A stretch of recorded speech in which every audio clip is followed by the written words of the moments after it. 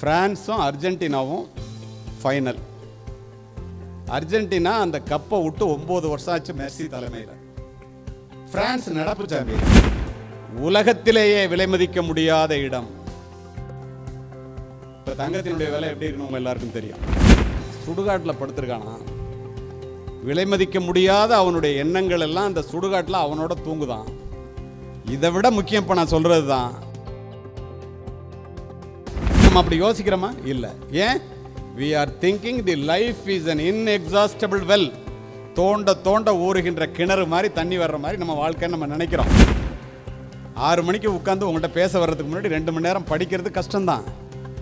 Night பார்க்கட்டுமா காலையில் பார்க்கட்டுமான்னு திருவாசகம் வேண்டவே வேண்டாங்க. ஏன் அவர் படிப்பை பற்றி இவ்வளோ சொன்னார்? படிக்காமல் இருப்பதை விட பிறக்காமல் இருப்பதே மேல் என்றான் பேரறிஞன் பிளேட்டோ. இந்த உலகையே மாற்றக்கூடிய ஒரு ஆயுதம் உண்டு, அந்த ஆயுதத்தினுடைய பெயர் கல்வி என்றார் நெல்சன் மண்டேலா. என்னை விட ஏழ்மையான குடும்பத்தில் இருந்து வந்த என்னுடைய நண்பனும் மன்னர் சரபோஜி அரசினர் கல்லூரிக்கு நடந்து செல்லும் போது எஸ்பி பங்களாவும் கலெக்டர் பங்களாவும் பக்கத்தில் இருக்கு. கற்றோருக்கு சென்ற இடமெல்லாம் சிறப்புன்னு சும்மாலாம் சொல்லாதீங்க. அது என்ன பொருள்னு தெரிஞ்சுட்டு சொல்லணும். Toronto university Canada, SOAS university லண்டன்லாம் தமிழ் சேர் அமையறதுக்காக நமது அரசாங்கம் முதல்வர் எல்லாரும் சேர்ந்து தமிழ் சேர் அமையறதுக்காக நிதி சேர்ப்பு கூட்டம். வேலையே கிடையாது சார். இன்றைக்கு நான் அந்த மார்க் வாங்கியிருக்கேன் சார். நம்ம 7 மணி நேரம் செல்ஃபோன் பார்க்குறோம். அவனோட நீங்கள் போட்டி போட முடியுமா? அறுவை சிகிச்சையில் கத்தை என்பது வரலாறு, ரோபோட்டிக் சர்ஜரி என்பது இன்றைய கூறு. தங்கம் புற்றுநோய் சிகிச்சை மையம் நாமக்கல் மற்றும் அமுதான தமிழே நீ வாழி, என் ஆவியிலே கலந்து நாவினிலே தவழும் அமுதான தமிழே நீ வாழி. If I speak in English, it will reach your mind. But if I speak in Tamil, it will touch your heart.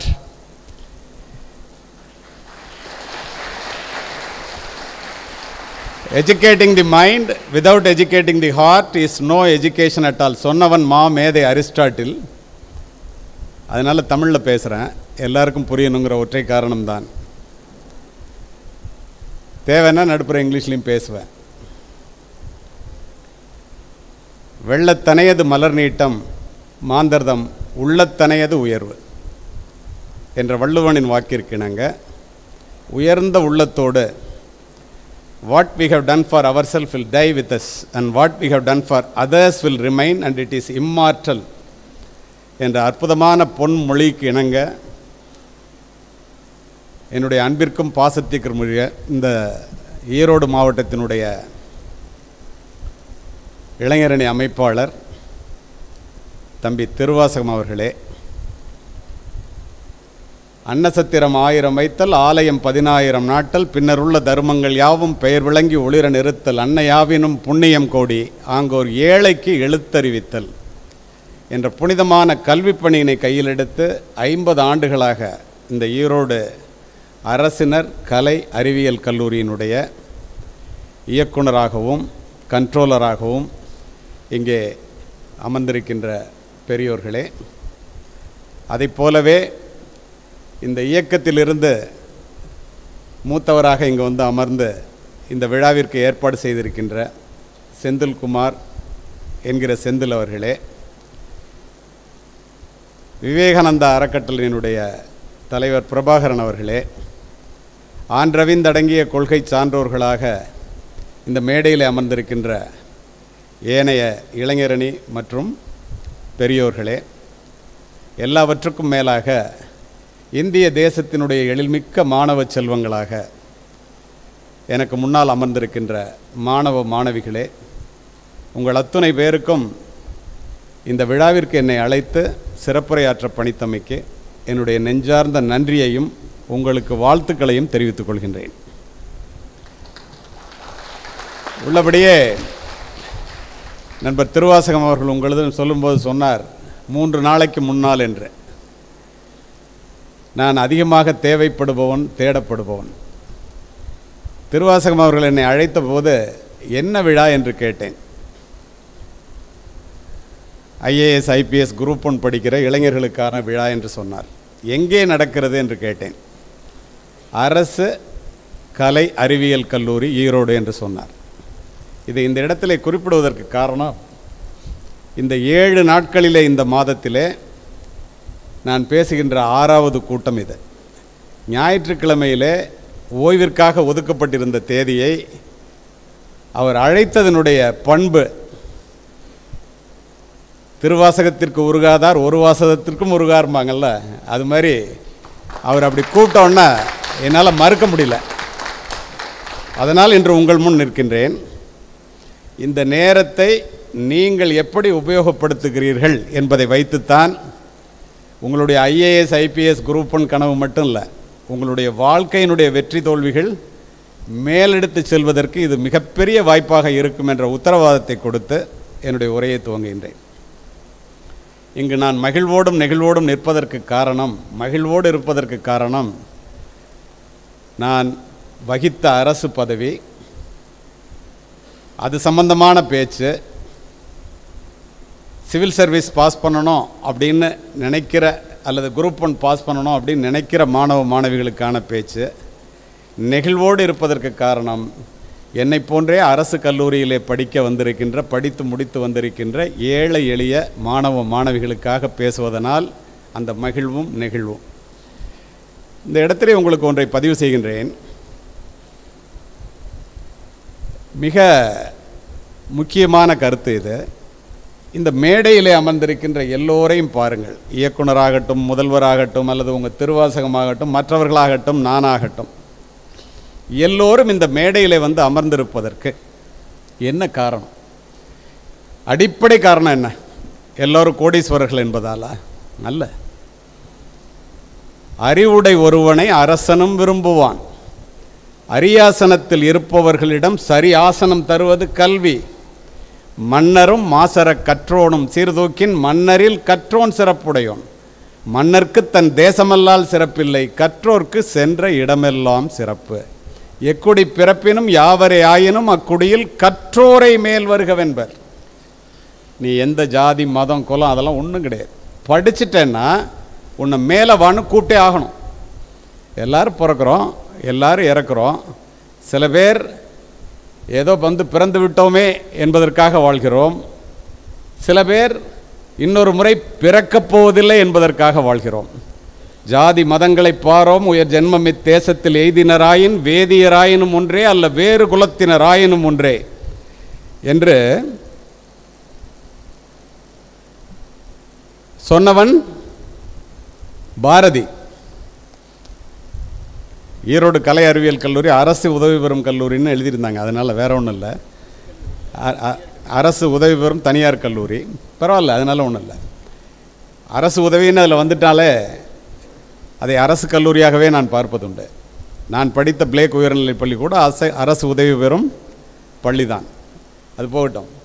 இந்த இடத்துல உங்களுக்கு நான் குறிப்பிடுவதற்கு காரணம், இந்த ஜாதி மதம்லாம் இல்லை அப்படின்னு நான் சொன்னேன். இதை ஏன் இப்போ குறிப்பிட்டு ஆரம்பிக்கிறேன்னா, இப்போ வந்தவுடன் குத்து விளக்கு ஏற்ற சொல்லி சொன்னார்கள். அருமை மாணவர்களே, மாணவிகளே, மிக முக்கியமான ஒரு கருத்தை உங்களுக்கு பதிவு செய்கின்றேன். நானும் மேதகு மனிதர் அப்துல் கலாம் அவர்களும் மாவட்ட ஆட்சித்தலைவரும் இது போன்றது ஒரு பெரிய விழாவிற்கு அரசு கல்லூரியிலே அந்த விழாவை துவக்கி வைத்துவிட்டு குத்துவிளக்கை ஏற்றி வைத்துவிட்டு வந்து அமர்ந்தோம்.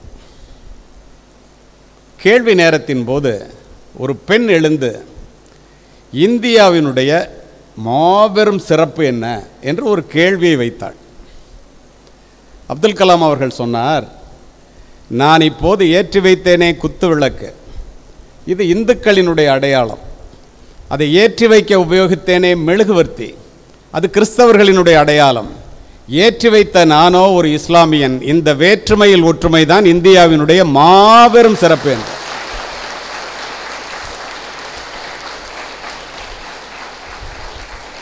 கல்லூரியிலே நெகிழ்வோடு பேசுகிறேன் என்று ஆரம்பிக்கும் போது உங்களிடம் சொன்னேனே, ஏன் தெரியுமா? அடுத்த ஒரு கேள்வியை ஒரு மாணவன் எழுந்து இந்த கல்லூரிகளினுடைய சிறப்பு என்ன என்று ஒரு கேள்வியை வைத்தார். மாவட்ட ஆட்சித்தலைவர் வடநாட்டைச் சேர்ந்தவர், அவருக்கு தமிழ் சரியாக பேச வராது. அது அரசு கல்லூரி. அதனால் அப்துல் கலாம் அவர்கள் என்னை பார்த்தார். அதாவது நான் பதில் சொல்ல வேண்டும் என்று அவர் விரும்பினார். அடுத்த நொடி நான் சொன்னேன், கல்லூரிகளுடைய சிறப்பு நீ கோவிலுக்கு செல்ல வேண்டும் என்றால் ஒரு இந்துவாக இருக்க வேண்டும், நீ மசூதிக்கு செல்ல வேண்டும் என்றால் ஒரு இஸ்லாமியராக இருக்க வேண்டும், தேவாலயத்திற்கு செல்ல வேண்டும் என்றால் ஒரு கிறிஸ்துவனாக இருக்க வேண்டும். ஆனால் கலை அறிவியல் கல்லூரிகள், எந்த கல்லூரிக்கு நீ வர வேண்டும் என்றாலும் சரி, மனிதனாக இருந்தால் மட்டுமே போதும். அதுதான் இந்த கல்விக்கூடங்களினுடைய சிறப்பு என்று சொன்னேன்.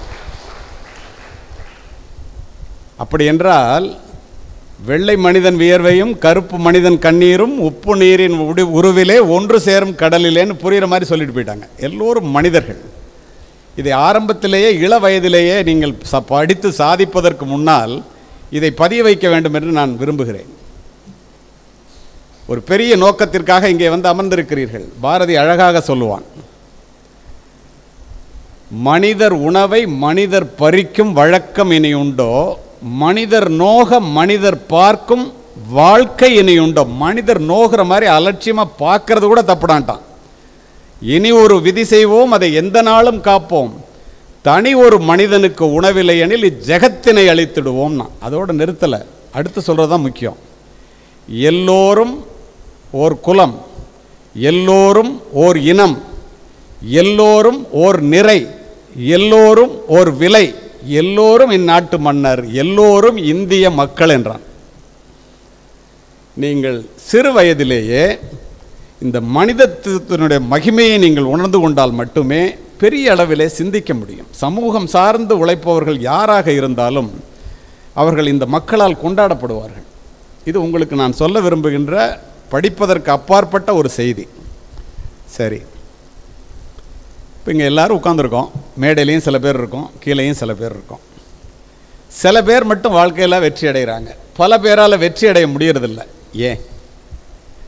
ஒரு மனிதன் வித்தியாசமாக சிந்திப்பதன் மூலமாக தன்னுடைய வாழ்க்கை பாதையை மட்டுமின்றி இந்த உலகத்தினுடைய வாழ்க்கை பாதையையே மாற்றிக்காட்ட முடியும் என்பதுதான் இந்த தலைமுறையினுடைய மிகப்பெரிய கண்டுபிடிப்பு. தெரியுமா உங்களுக்கு? மிகப்பெரிய கண்டுபிடிப்பு. அது என்ன வித்தியாசமான சிந்தனை?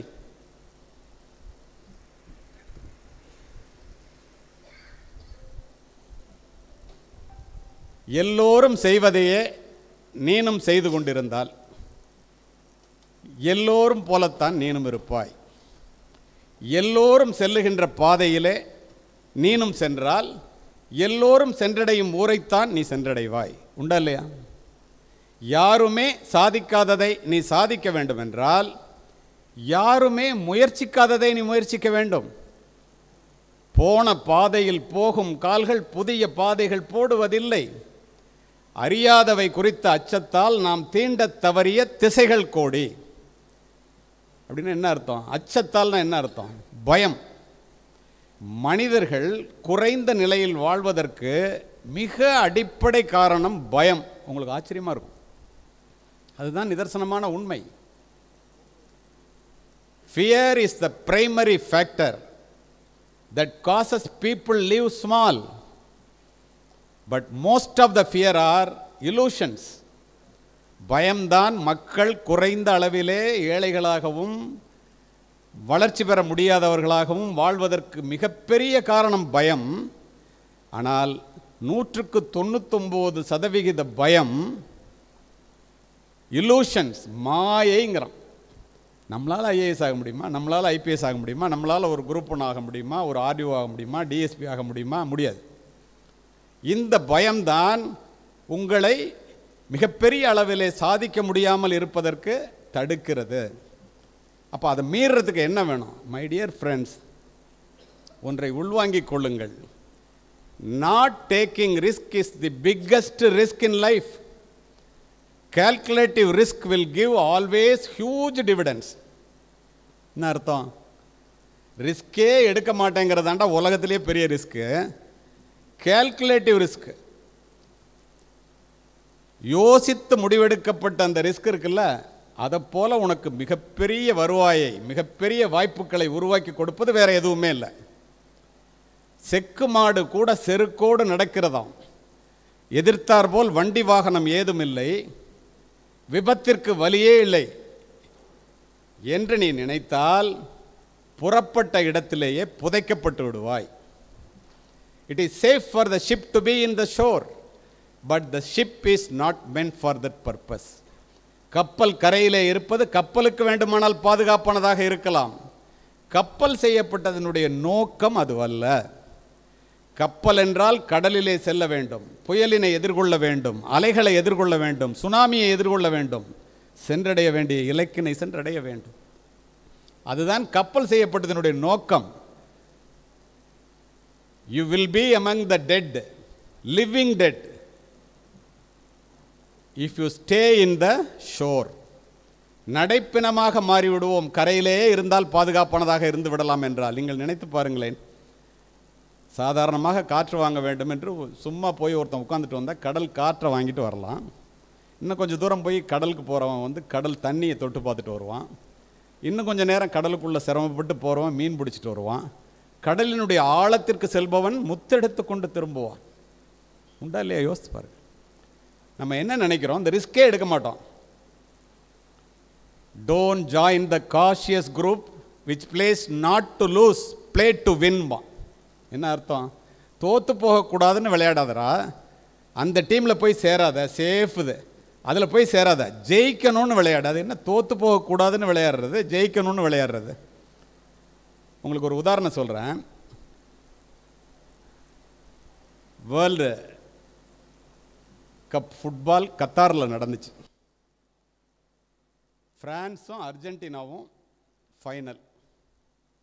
அர்ஜென்டினா அந்த கப்பை விட்டு 9 வருஷம் ஆச்சு மெர்சி தலைமையில். ஃப்ரான்ஸ் நடப்பு சாம்பியன். 2 பேரும் ஈக்குவல், 3-3 கோல் டிராவ் ஆகிடுச்சு. பெனால்ட்டி ஷூட் அவுட் வருது. காரணத்தோடு இந்த பதிவு. 4 பால் அடிக்கலாம். ஃப்ரான்ஸ் என்ன பண்ணுறான்? இப்போ நான் அவங்ககிட்ட சொன்னேன்ல, not taking risk is the biggest ரிஸ்க்குன்னு. Calculative risk will give always huge டிவிடன்ஸ்னு. இதை பாருங்கள். ஃப்ரான்ஸ் எல்லாம் ஒன்றா சேர்ந்தான். அந்த கேப்டன் கோச் எல்லாம் பேசிட்டு, நம்ம எப்படியாவது தோத்துறக்கூடாதுடா. நான் அவங்ககிட்ட சொன்னது, தோத்துறக்கூடாதுன்னு விளையாடாத, ஜெயிக்கணும்னு விளையாடுனேன். உலகத்தில் எந்த மூலைக்கு போனாலும் இதுதான் அடிப்படை தத்துவமே. அவன் என்ன பண்ணான்? ரொம்ப டயர்டாக இருக்கிறவனெல்லாம் மாற்றி, டிஃபென்ஸ் பிளேயர்லாம் 3 பேரை மாற்றி, கோலை மட்டும் விட்டுறக்கூடாது, தடுத்து வரணும் அப்படின்னு விளையாண்டான். மெர்சி தலைமையில் இருக்கிற அர்ஜென்டினா டூ ஆர் டை, செய் அல்லது செத்து மடி, எல்லாரும் ஃபுல் ஃபார்மில் இருக்கும் விளையாண்டு. 4 கோல் அட்ரா அப்படின்னா. நடந்தது என்ன தெரியுமா?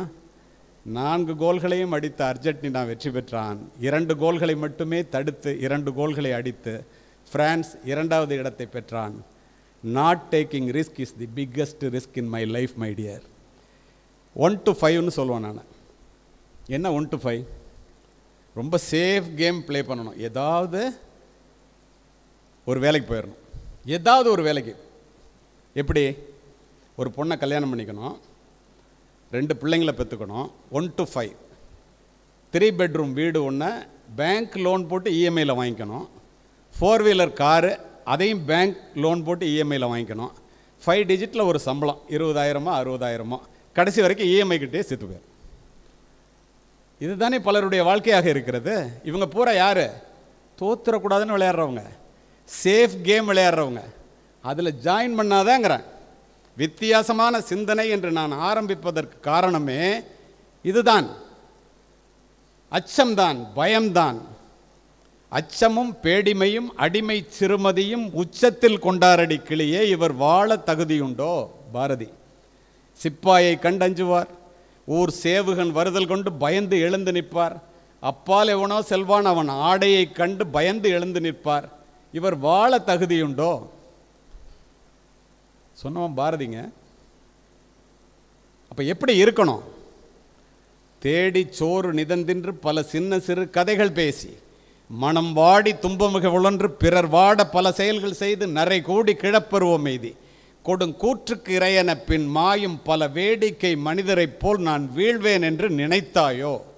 பிறந்தோம், வளர்ந்தோம், கல்யாணம் பண்ணிக்கிட்டோம், பிள்ளைங்களை பேத்துக்கிட்டோம், ஒரு 20,000 60,000 சம்பாதிச்சோம், வயசாயிடுச்சு, தோல் சுருங்கி போச்சு, முடி நரைச்சி போச்சு, சேர்த்து போயிட்டோம். விலங்குகளும் அதைத்தானே செய்கின்றன. நத்தமக்கு வாய்த்தது இத்தோர் பிறவி மதித்திடும் என்பர் அப்பர் தேவாரத்தில். நமக்கு ஒரு மனித பிறவி கிடைச்சிருச்சுடா, அது மனித பிறவி, இன்னொரு முறை கிடைக்கப் போவதில்லை. நம்ம செய்யறதெல்லாம் செஞ்சுட்டு தாண்டா சாகணும். இந்த இடத்துல ஒரு அற்புதமான ஒன்று சொல்கிறேன். அறிவு சார், குரூப் 1 படிக்கணும் அல்ல சிவில் சர்வீஸ் படிக்கணுங்கிறவருடைய அறிவு விசாலமாக இருக்க வேண்டும் என்பதற்காக சமீபத்திலே நான் படித்த ஒரு ஆங்கில புத்தகம், உலுக்கிய புத்தகம் என்னை. அருமை நண்பர்களே, டை எம்டி என்று ஒரு புத்தகம். புத்தகத்தினுடைய பெயரே டை எம்டி. உங்களுக்கு அர்த்தம் சொல்ல வேண்டியதில் புரியும். எழுதின ஆத்தரோட பேர் டாட் ஹென்றி. ரொம்ப கவனமாக கேட்குறீங்க கடைசி வரைக்கும் நான் ஏன் சொல்கிறேன் தெரியுமா? I am always particular about the last bench. You know why? The best brain of the nation may be found in the last benches of the class room. இவ்வளோ பேர் லாஸ்ட் பெஞ்சுக்கு வந்து அக்கறையாக உள்ளவங்க இருக்கீங்கன்னு இப்போ தான் தெரியுது எனக்கு. இது இந்த இடத்துல சொன்னதுக்கு காரணம், டை எம்டிங்கிற புத்தகம் டாட் ஹென்றி எழுதினது. அவன் இந்த மாதிரி ஒரு அறிவார்ந்த வாழ்க்கையிலே முன்னேற வேண்டும் என்று நினைத்த மிகப்பெரிய இன்டலெக்சுவல்ஸோட கூட்டத்தில் பேசுவோம். மேடையில் கீழே எல்லோரும் இளைஞர்கள், உள்ளபடியே மகிழ்ச்சியாக பேசிகிட்டு இருக்கேன். அதனால தான் இதெல்லாம் சொல்கிறேன். என்ன கேட்பான்னா, what do you think the most valuable land in the world? உலகத்திலேயே விலை மதிக்க முடியாத இடம் எது என்பது டாட் ஹென்றி உங்களை போன்ற வாழ்க்கையிலே முன்னேற வேண்டும் என்று நினைக்கின்ற அறிவுபூர்வமான மாணவ மாணவிகளிடம் எழுப்பிய கேள்வி. ஒருத்தன் சொல்லுவான், மேன்ஹாட்டன் இன் USA, நியூயார்க். இரட்டை கோபுரம் இருக்கு இல்லையா, அமெரிக்காவில் நியூயார்க்கில் உள்ள இரட்டை கோபுரம், அதாண்டா உலகத்திலேயே விலை மதிக்க முடியாத இடம்னு சொல்லுவான். ஏன், ஒய் அப்படின்னு கேட்போம். ரொம்ப காரணத்தோடு பதிவு, ஆழ்ந்து யோசிங்க. அப்படி யோசிச்சிங்கன்னா தான் இது புரியும். உடனே அவன் பதில் சொல்லுவான், பின்லேடன் கூட அமெரிக்காவை வந்து கதிகலங்க வைக்கணும்னு நினைக்கும் போது அமெரிக்காவினுடைய இராணுவ உளவு மையமான பென்டகனை கூட அடுத்த விமானத்தில் தான் போய் தாக்குனான். முதல் தாக்குன விமானங்கள் வந்து இரட்டை கோபுரத்தை தான் இடிச்சிச்சு. ஏன்னா உலக பொருளாதாரத்தை நிர்ணயிக்கின்ற இடம் அந்த இரட்டை கோபுரம். இப்போ இந்த ட்ரம்ப் வந்து 50% வரியெல்லாம் ஒவ்வொரு நாட்டு மேலே 100% அவன் இஷ்டத்துக்கு நினச்சதெல்லாம் சொல்லும்போது இந்த நாடு என்ன பாடுபடுதுன்னு உங்களுக்கு தெரியுதில்ல? இதை விட அங்கே அமெரிக்காவில் இருக்கவன் படாத பாடுபடுறான். அப்போ அந்த இரட்டை கோபுரம் தான் இந்த உலக தரத்தை நிர்ணயிக்கின்ற இடம். அதனால் கல்ச்சுரலி, ஃபினான்ஷியலி, கமர்ஷியலி மிகப்பெரிய இடம். We use to call it as big apple அப்படின்னு தான் அது பேரே. அதனால அது தாண்டா விலை மதிக்க முடியாத இடம்னா. டாட் ஹென்றி சொன்னால் நோ, he said no. ஒரு பெண் எழுந்து உலகத்திலேயே விலை மதிக்க முடியாத இடம். இப்போ தங்கத்தினுடைய விலை எப்படி இருக்குன்னு உங்கள் எல்லாருக்கும் தெரியும். 1 கிராம் 10,000 ரூபாய்க்கு மேலே போயிடுச்சு. இதெல்லாம் தெரிஞ்சுங்க. IAS IPS படிக்கணும் அல்லது வந்து குரூப் 1 போகணுன்னா. அந்த தங்கம் வந்து உலகத்தில் கிடைக்கிற தங்கத்தில் 20% தங்கம் சவுத் ஆப்பிரிக்கன் கோல்டு மைன்ஸில் ஒரே இடத்துல கிடைக்குது. அதனால அது தாண்டா விலை மதிக்க முடியாத இடம்னு ஒரு பெண் பிள்ளை எழுந்து சொன்னார். அதையும் he said no. இன்னொருத்த எந்திரிச்சு, இப்போ கச்சா எண்ணெய் நம்ம வாங்குகிறோம், ரஷ்யாட்ட நிறைய வாங்குகிறோம், அதுதான் எல்லாம் ஃபியூவலே. தோன்ற இடத்துலலாம் கச்சா எண்ணெய் கிடைக்குது, ஃபியூவல் கிடைக்குது, பெட்ரோல் கிடைக்குது. UAE, யுனைடெட் அரப் எமிரேட்ஸ் அப்படின்னு சொல்லி ஒருத்தன் சொல்கிறான். அதையும் இல்லைன்ட்டான். பொறுத்து வெறுத்து போன இவங்கெல்லாம், யோ எல்லாத்தையும் இல்லைங்கிற, உலகத்தில் விலை மதிக்க முடியாத இடம் எது சொல்லியாங்க? ரொம்ப கவனமாக கேட்குறீங்க. இவன் சொல்கிறான், the most valuable land in the world is the graveyard. சுடுகாடுங்கிறான். எல்லாருக்கும் ஒரே ஆச்சரியம், அவன் என்னடா சுடுகாட்டை போய் சொல்கிறானே ஏன்னு எல்லாரும் கேள்வி கேட்குறான். இவன் கேட்ட கேள்வியை அவன் சொல்கிறான், இதோ எரிகிறதே பிரபஞ்சத்தினுடைய, இந்த லைட்டை கொஞ்சம் திருப்பி வைக்கலாம், பிரபஞ்சத்தினுடைய பிரம்மாண்ட தேவையான, ரொம்ப ஹாட்டாக இருக்குது, பிரபஞ்சத்தினுடைய பிரம்மாண்ட தேவையான மின்சார பல்பை கண்டுபிடித்த தாமஸ் ஆல்வா எடிசன் இருக்கான்ல, இந்த உலகத்தை ஒளிமயமாக மாற்ற வேண்டும் என்று நினைத்து, ஃபுல்லாக திருப்பிடுங்க அந்த பக்கத்தில், பகல் தானே, நான் நடிகர் இல்லைங்க, பேச்சை கேட்கறதுக்காக தான் வந்திருக்காங்க, அதனால் ஒன்றும் பிரச்சனை இல்லை. பார்த்து தள்ளி தள்ளி வைங்க ஃபேன் பக்கத்தில். உலகத்தை ஒளிமயமாக மாற்ற வேண்டும் என்று நினைத்த தாமஸ் ஆல்வா எடிசன் என்ன பண்ணார்? இந்த மின்சார பல்பை கண்டுபிடிக்கணும்னு 1000 முறை தோற்று கண்டுபிடிச்சிட்டு செத்து போனார். இன்றைக்கு நம்ம அவரை பற்றி பேசும், சரியா? திருக்குறளை எழுதணும் அப்படின்னு நினைச்சா திருவள்ளுவர் 1330 திருக்குறளை உலக பொதுமறையாக இருக்கிற அளவுக்கு தரமாக எழுதி குவித்து தமிழனுடைய, தமிழ் மொழியினுடைய மிகச்சிறந்த உலக மொழி என்பதை பறைசாற்றி விட்டு சென்று விட்டார். கையில் வச்சுருக்கீங்களா எல்லோரும் செல்ஃபோன். இப்போ கூட வந்து வேறு தவிர்க்க முடியாமல் ஏதோ ஓசோனில் ஓட்ட விழுந்துரும் அப்படிங்கிற மாதிரி எடுத்து இப்போ பார்க்குறீங்களா? ஒரு சில பேர் பார்க்குறத நான் பார்க்குறேன். நான் காவல்துறை அதிகாரி. அதில் அப்படி அந்த செல்ஃபோனை கண்டுபிடிச்சான் பாருங்க. அந்த செல்ஃபோனை கண்டுபிடிச்ச ஸ்டீவ் ஜாப் அதை கண்டுபிடிச்ச உலகத்தை உள்ளங்கைக்குள் கொண்டு வர வேண்டும் என்று நினைத்தான். கொண்டு வந்துட்டு செத்து போயிட்டான். இப்படியாக இப்போ ஒரு பெரிய இயக்கத்தை உண்டாக்க வேண்டும் என்று நினைத்த கலைஞரை போன்ற மனிதர்கள் எல்லாம் ஒரு இயக்கத்தை உண்டாக்கிட்டு போனாங்க. அடுத்த கட்சிகளை சேர்ந்த தலைவர்கள் ஒவ்வொருவரும் தன்னுடைய வாழ்நாளிலே எதை உண்டாக்க வேண்டும் என்று நினைத்தார்களோ அதை உண்டாக்கிவிட்டு சென்றார்கள் என்பதற்காக இதனை சொல்லுகிறேன், வேறு காரணம் அல்ல. இப்போ நான் ஒரு காவல்துறை உயர் அதிகாரியாக மாறணும்னு நினச்சேன். ஒரு நாடறிந்த பேச்சாளனாக பணி நிறைவுக்கு பிறகு ஆகணும்னு நினச்சேன். என்னுடைய வாழ்நாளில் உங்களுக்கு முன்னால் நான் உதாரணமாக நின்று கொண்டிருக்கிறேன் என்று நான் நினைக்கின்றேன். ஏன் அப்படி சொல்கிறேன்னா, அந்த நாடறிந்த பேச்சாளனாக ஆகணும்னு ஏன் நினச்சேன் அப்படிங்கிறத நான் பின்னால் சொல்கிறேன். இதெல்லாம் இப்போ தம்பி திருவாசகம் அவர் வந்து இந்த கல்லூரியினுடைய இயக்குனர், இவங்கெல்லாம் என்ன நிலைக்கு வரணும்னு நினச்சாங்களோ அந்த நிலையை இப்போது அடைந்து கொண்டிருக்கிறார்கள். இன்னும் அடைய வேண்டிய நிலை மேலும் மேலும் இந்த நிலைக்கு ரீச் ஆகிட்டாங்க. ஆனால் இதை மாதிரி பெரிய அளவில் சாதிக்கணும்னு இதை விட வாய்ப்பு, இதை விட வசதி, இதை விட அறிவு, இதை விட ஆற்றல் உள்ள உங்களை போன்றவர்கள் செய்யலான்னு நினச்சி மிகப்பெரிய எண்ணங்களோட மிகப்பெரிய திறமைகளோட செய்யலான்னு நினச்சி செய்யாமலே செத்து போனவெல்லாம் சுடுகாட்டில் படுத்திருக்கானா. விலை மதிக்க முடியாத அவனுடைய எண்ணங்கள் எல்லாம் அந்த சுடுகாட்டில் அவனோட தூங்குதான். இதை விட முக்கியம் இப்போ நான் சொல்கிறது தான். அந்த டாட் ஹென்றி இப்படி முடிக்கிறார், நண்பர்களே. Don't go to your grave with your best work inside you, choose to die எம்டிங்கிறான். உன்னுடைய மிகப்பெரிய திறமைகள், அறிவு, ஆற்றல், இளமை, இது எல்லாத்தையும் அப்படியே கொண்டுட்டு சுடுகாட்டுக்கு போயிடாதரா முட்டாப்பையில். அதனால் யாருக்கும் எந்த பிரயோஜனமும் இல்லை. இங்கேயே செய்துவிட்டு செத்துப்போ, டை எம்டி. எல்லாரும் இப்படி சாதிக்கணும்னு தானே நினைக்கிறோம். ஆனால் எல்லாராலையும் சாதிக்க முடியலையே. என்ன செய்யணும்? ரவீந்திரநாத் தாகூர் ஒரு IAS IPS coaching centre group 1 எழுதுகிற மாணவர்களுக்கு பேசுகிறதுனால இதெல்லாம் சொல்கிறேன். ரவீந்திரநாத் தாகூர் சொல்லுவார், அற்புதமான வரிகள், எல்லா இளைஞர்களும் மனதிலே பதிய வைத்து கொள்ள வேண்டும். Spring has passed, summer has gone. ரொம்ப எளிமையான ஆங்கிலத்தில் சொல்கிறேன். And the winter is gone, but the song I mean to sing remain unsung. For that I have spend my entire life stringing and unstringing my instrument அப்படிம்பார். என்ன அர்த்தம்னா, வசந்த காலம் போய்விட்டது, குளிர்காலம் கடந்து விட்டது, கோடை காலமும் கடந்து போய்விட்டது.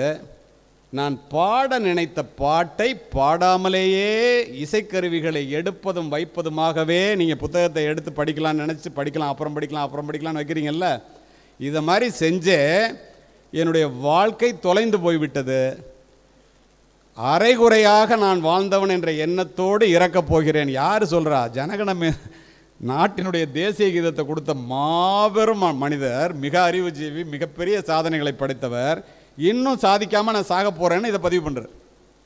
இன்னும் உங்களுக்கு புரிகிற மாதிரி சொல்லணும்னா ஆங்கிலத்திலேயே, these words were about a man whose heart is filled with full of regret over the life half lived. The time to start building your legacy is today, not 10 years from today when you have more time. Reflect on what it is you want to create in this world, more importantly, and what you want to leave this world when you are no longer here. Greatness comes when you are beginning something which does not end with you. இப்போ தமிழில் சொல்கிறேன், அரைகுறை வாழ்க்கை வாழ்ந்துவிட்டு இறக்கப் போகிற நேரத்திலே நான் ஒரு IAS ஆகணும்னு நினச்சேன், நான் ஒரு ஐபிஎஸ் ஆகணும்னு நினச்சேன், நான் ஒரு குரூப் 1 ஆஃபீஸர் ஆகணும்னு நினச்சேன், நான் ஒரு கோடீஸ்வரன் ஆகணும்னு நினச்சேன், நான் ஒரு ப்ரொஃபஸர் ஆகணும்னு நினச்சேன், ஒரு விஞ்ஞானி ஆகணும்னு நினச்சேன், ஆனால் ஆகாமலே சாக போகிறேன், வாழ்ந்த வாழ்க்கை அர்த்தமே இல்லாமல் போகுது அப்படின்னு இறக்குற நேரத்தில் வாழ்க்கை பூரா வருத்தப்பட்டு காயம் சுமப்பவர்களைப் போல மாடாய் உழைத்து ஓடாய் தேய்ந்து ஒரு நல்ல வேலை கிடைக்காமல் தெரு தெருவாக அலைந்து ஒரு நல்ல மனைவி மக்களை பெற முடியாமல், பெற்ற பிள்ளைகளை நல்ல இடத்தில் படிக்க வைக்க முடியாமல், காசு இல்லாமல் இறந்து போகிறார்கள் அல்லவா? அவர்களில் ஒருவராக நீங்களும் சேர்ந்து விடக்கூடாது என்றால் நான் சொல்லுவதை உள்வாங்கிக் கொள்வதோடு அல்லாமல் அதை செய்ய வேண்டும் என்று நினைக்க வேண்டும். இதை சொல்கிறது யார்? ரவீந்திரநாத் தாகூர் சொல்கிறார். நீ எதை செய்யணும்னு நினைக்கிறியோ அதுக்கு நேரம் இன்னைக்கு தாண்டா. 10 வருஷம் கழித்து ரொம்ப நேரம் கிடைக்கும்னு நினைக்கிறல்ல, அப்போ இல்லை, இன்றைக்கு. கிரேட்னஸ் எப்போ வருதுன்னா, நம்ம போனதுக்கப்புறமும் நம்ம உண்டாக்கி வச்சது திரும்ப எல்லாருக்கும் பிரயோஜனமாக இருக்குல்ல. அழகாக கண்ணதாசன் சொல்லுவார், மானுட இனத்தை ஆட்டி வைப்பேன், அவர் மாண்டு விட்டால் அதை பாடி வைப்பேன், நான் நிரந்தரமானவன் அழிவதில்லை, எந்த நிலையிலும் எனக்கு மரணம் இல்லை. நான் இன்னைக்கு பேசுகிறோம்ல, டிஜிட்டல் வேர்ல்டில் எனக்கு பிறகும் என்னுடைய பேச்சை ஏதோ உலகத்திலே ஏதோ ஒரு மூலையிலே எத்தனையோ பேர் கேட்டுக்கொண்டிருப்பார்கள் என்று நான் உறுதியிட்டு அறுதியாக சொல்லுவேன். ஏனென்றால் அத்துணையும் வாழ்க்கைக்கு உபயோகமான கருத்துக்கள். யோசித்து பாருங்கள், நான் சொல்வது பொய்யா நிஜமா என்று. அப்போது ரவீந்திரநாத் இப்படி சொன்னார். அதுக்கு நம்ம என்ன செய்யணுங்கிறத ஜார்ஜ் பெர்னாட்ஸா சொல்கிறார். ஜார்ஜ் பெர்னாட்ஸா சொல்கிறத கேட்டிங்கன்னா வியந்து போவீங்க. I want to be thoroughly used up before I die. நான் சாகிறதுக்கு முன்னாடி நான் முழுமையாக உபயோகப்படுத்தப்படணும்னு நினைக்கிறேன். The harder I work the more I live. எவ்வளவுக்கு எவ்வளவு கடினமாக வேலை பார்க்கிறோனோ அவ்வளவுக்கு அளவுக்கு நீண்ட நாள் வாழ்வேன் மக்கள் மத்தியிலே. The life is not a brief candle to me, it is a sort of a splendid torch. I want to make it burn as brightly as possible before handing it on to the future generation. இந்த வாழ்க்கை இருக்க, இது ஒரு மெழுகுவத்தி இல்லைடா, எனக்கு ஒரு பெரிய ஒளி பொருந்திய டார்ச் லைட்டு. அதை மேலும் மேலும் பிரகாசமாக்கிறதுக்கு என்ன செய்ய முடியுமோ அதை செஞ்சு இந்த இளைய சமுதாயத்திட்ட இந்த உலகத்தை ஒப்படைத்து விட்டு செல்ல வேண்டும் என்று என்னால் முடிந்ததை செய்து இளைய சமுதாயத்துக்கு ஒரு உதாரணமாக இருந்து அவங்களுக்கு கொடுத்துட்டு போகணும்னு நினைக்கிறேன். என்ன வார்த்தை பாருங்க, ஜார்ஜ் பெர்னாண்டஸ். அப்போது ஆல்பர்ட் ஐன்ஸ்டீனாக இருக்கட்டும், சாக்ரட்டிஸாக இருக்கட்டும், அல்லது ரவீந்திரநாத் தாகூராக இருக்கட்டும், இவங்கெல்லாம் ஏன் இதை சொன்னாங்க? ஏன் சொன்னாங்க தெரியுமா? அத்துணை பேருக்கும் இந்த வாழ்க்கை சமமான வாய்ப்புகளையே கொடுத்திருக்கிறது. அதை நீங்கள் செய்ய வேண்டும் என்பதற்காக சொன்னார்கள். ஆனால் நம்மளால் செய்ய முடியதில்லை. ஏன் தெரியுமா? அதுக்கும் காரணத்தை சொல்கிறேன். My dear students, my soul is in a hurry. இன்னும் 50 வருஷம், இன்னும் 100 வருஷம் நம்ம இருப்போம் நம்ம நினைக்கிறோம்ல.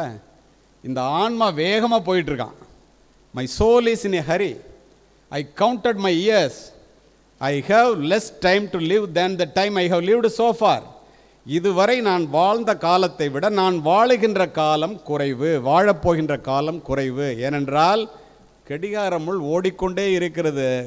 கடிகார முள் மட்டுமல்ல, நம்முடைய வாழ்க்கையும். அப்போ என்ன செய்யணும்? I don't want to be in meetings where flamed egos parade. I don't want to join useless conversations, endless meetings to discuss about the other people who are irrelevant to me. I don't want to waste any of my remaining time. சும்மா உட்காந்து வெட்டியாக இன்னொருத்தனை பற்றி பேசிகிட்டு இருக்கிறதுல நேரத்தை செலவு பண்ணுறதுக்கு எனக்கு நேரம் இல்லை, எனக்கு அது விருப்பமும் இல்லை. ஏன்னா அப்படி செஞ்சால் நான் வாழ்க்கையில் முன்னேற முடியாது. அவனை பற்றி எனக்கு என்ன கவலை? எனக்கு கிடைக்கிற நேரத்தை நான் உபயோகமாக யார் செலவு பண்ணுறானோ அவன் மட்டும்தான் வாழ்க்கையில் முன்னேற முடியும். போட்டி நிறைந்த உலகம், சர்வைவல் ஆஃப் த ஃபிட்டஸ்ட். நீ என்ன ஆகணும்னு நினைக்கிறியோ உன்னுடைய உடல் பொருள் ஆவி அத்துணையும் அதில் இருந்தால் மட்டும்தான் நீ ஜெயிக்க முடியும். அதுக்கு என்ன பண்ணணுங்கிறதையும் சொல்கிறேன். நான் என்ன செய்கிறேங்கிறத உங்கள்கிட்ட சொல்கிறேனே. இப்போ 7 நாளில் 6வது மீட்டிங் இது. இந்த தமிழகத்தினுடைய மூளை முடுக்கெல்லாம் போய் நான் பேசுகிறேன். அரசு பள்ளி, அரசு கல்லூரி, தனியார் பள்ளி, தனியார் கல்லூரி, எல்லாத்துலேயும். இந்த இடத்துல உங்களுக்கு சொல்கிறேன், I have looked into the mirror every day morning and asked myself, if today were the last day of my life, would I want to do what I am about to do today? And whenever the answer has been no, I know that I need to change. அப்படியே தமிழில் சொல்கிறேன். தினம் தினம் காலையில் எழுந்தவுடன் மிகப்பெரிய முகம் பார்க்கும் கண்ணாடியிலே நான் பார்த்து என்னையே கேட்டுக்கொள்கின்றேன். இதை சொன்னது யார்? டாட் ஹென்றி சொன்னது. நான் செய்கிறேன். இது மாதிரி செய்கிறவங்களாம் பெரிய ஆள். இன்னைக்கு தான் என்னுடைய வாழ்க்கையினுடைய கடைசி நாளாக இருந்தால் இதெல்லாம் அமங்கலம் இல்லை, இதுதான் உண்மை. பிறந்தவர்கள் அனைவரும் இறப்பது என்பது உறுதி. ஆளுக்கு ஒரு தேதி வச்சு ஆண்டவன் அழைப்பான். அப்போ யார் அழுதால் அவனுக்கு என்ன காரியம் முடிப்பான். இரவல் தந்தவன் கேட்கின்றான், இல்லை என்றால் அவன் விடுவானா? உறவை சொல்லி அழுவதனாலே உயிரை மீண்டும் தருவானா? யோசித்து பாருங்க, உண்டா இல்லையா? மகுடம் சாடிடும் பெரிய மன்னரும், மாங்கனி தேன்கூடம் ஏந்திடும் பெண்களும், தேக்கினை மாளிகை ஆக்கிடும் சிற்பியும், எல்லாரும் சுடலையில் சமமாய் உறங்கிடல் நேர்ந்திடும். எல்லாரும் கடைசியாக போராடாங்க தான்.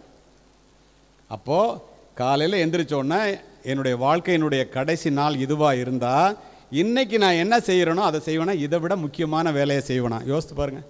நீங்கள் செய்கிற அத்துணையும் செய்ய மாட்டீங்க, அதை விட முக்கியமான வேலையை தான் செய்வீங்க. ஆனால் நம்ம அப்படி யோசிக்கிறோமா? இல்லை. ஏன்? we are thinking the life is an inexhaustible well. தோண்ட தோண்ட ஊறுகின்ற கிணறு மாதிரி தண்ணி வர்ற மாதிரி நம்ம வாழ்க்கை நம்ம நினைக்கிறோம். தவறு. Life ought to be right before the eyes of young people as such as before the eyes of old people அப்படிங்கிறான். வயதானவர்கள்லாம் பாருங்களேன், இருக்கிற நாளை உபயோகமாக பண்ணிடணும், நம்ம சாக போகிறோம்னு உனக்கு தெரியும். அது ஓல்டு பீப்புள்கிட்ட மட்டும் அப்படி இருந்தால் பார்த்தா தான், யங் பீப்புள்கிட்டையும் அப்படி இருக்கணுமா? அப்படி இருந்தால் தான் நேரத்தை வீணாக்காமல் நீ செய்வியான். நமக்கு இன்னும் நாள் நிறையா இருக்குது, தோன்ற தோன்ற தண்ணி வர்ற கிணறு மாதிரி இருக்குன்னு நம்ம நினச்சோம்னா வாழாமலே செத்துப்போம்.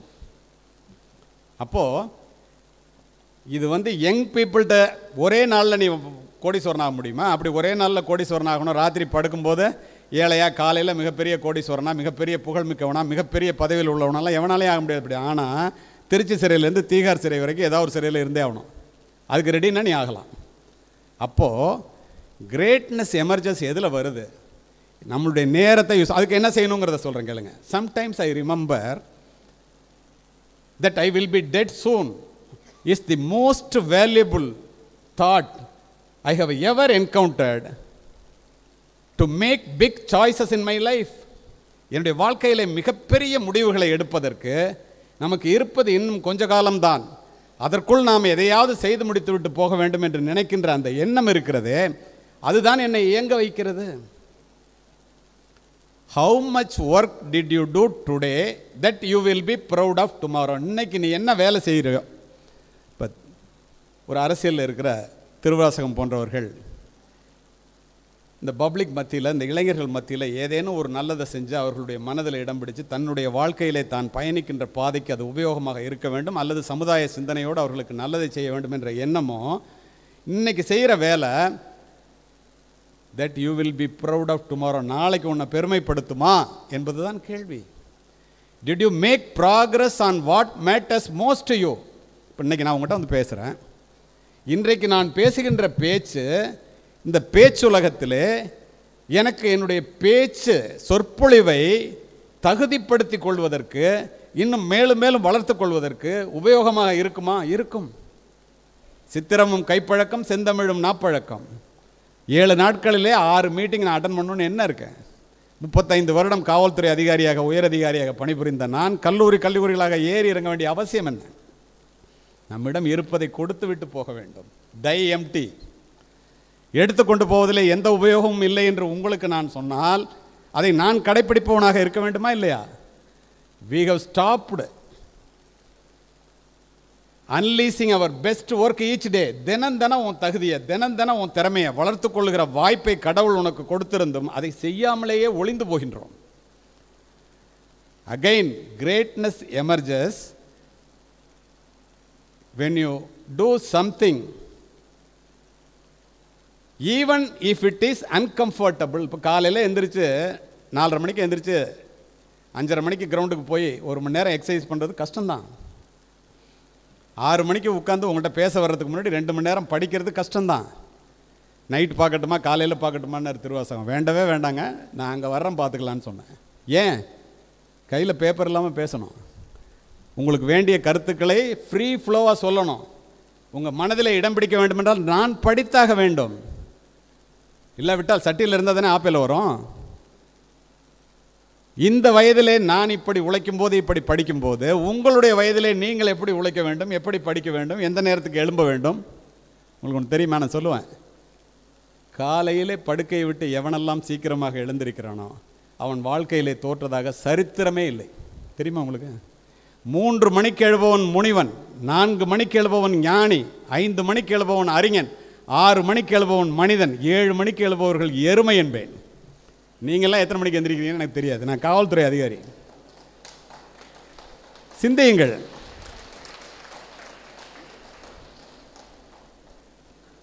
அப்போ ஒரு மனிதன் தன்னுடைய வாழ்க்கையில் நேரத்தை எப்படி செலவு பண்ணணும், இன்றைக்கி என்ன செய்கிறோமோ அதுதான் நாளைக்கு நம்மளுக்கு உயர்வை தரும். நாளைக்கு செய்யலான்னு தள்ளி போட உருப்பட மாட்டோம். இப்போ இதிலேருந்து என்ன தெரியுது? இப்போ நான் உங்கள் எல்லாரையும் பார்க்குறேன். I believe that you are capable of doing more. அத்தனை பேர் முகத்தையும் நின்றுட்டு பேசுகிறேன், தெரியுது இல்லையா? அப்படியே அந்த ஆர்வம் தெரியுதில்ல, கண்களில் ஒளியுறதில்ல.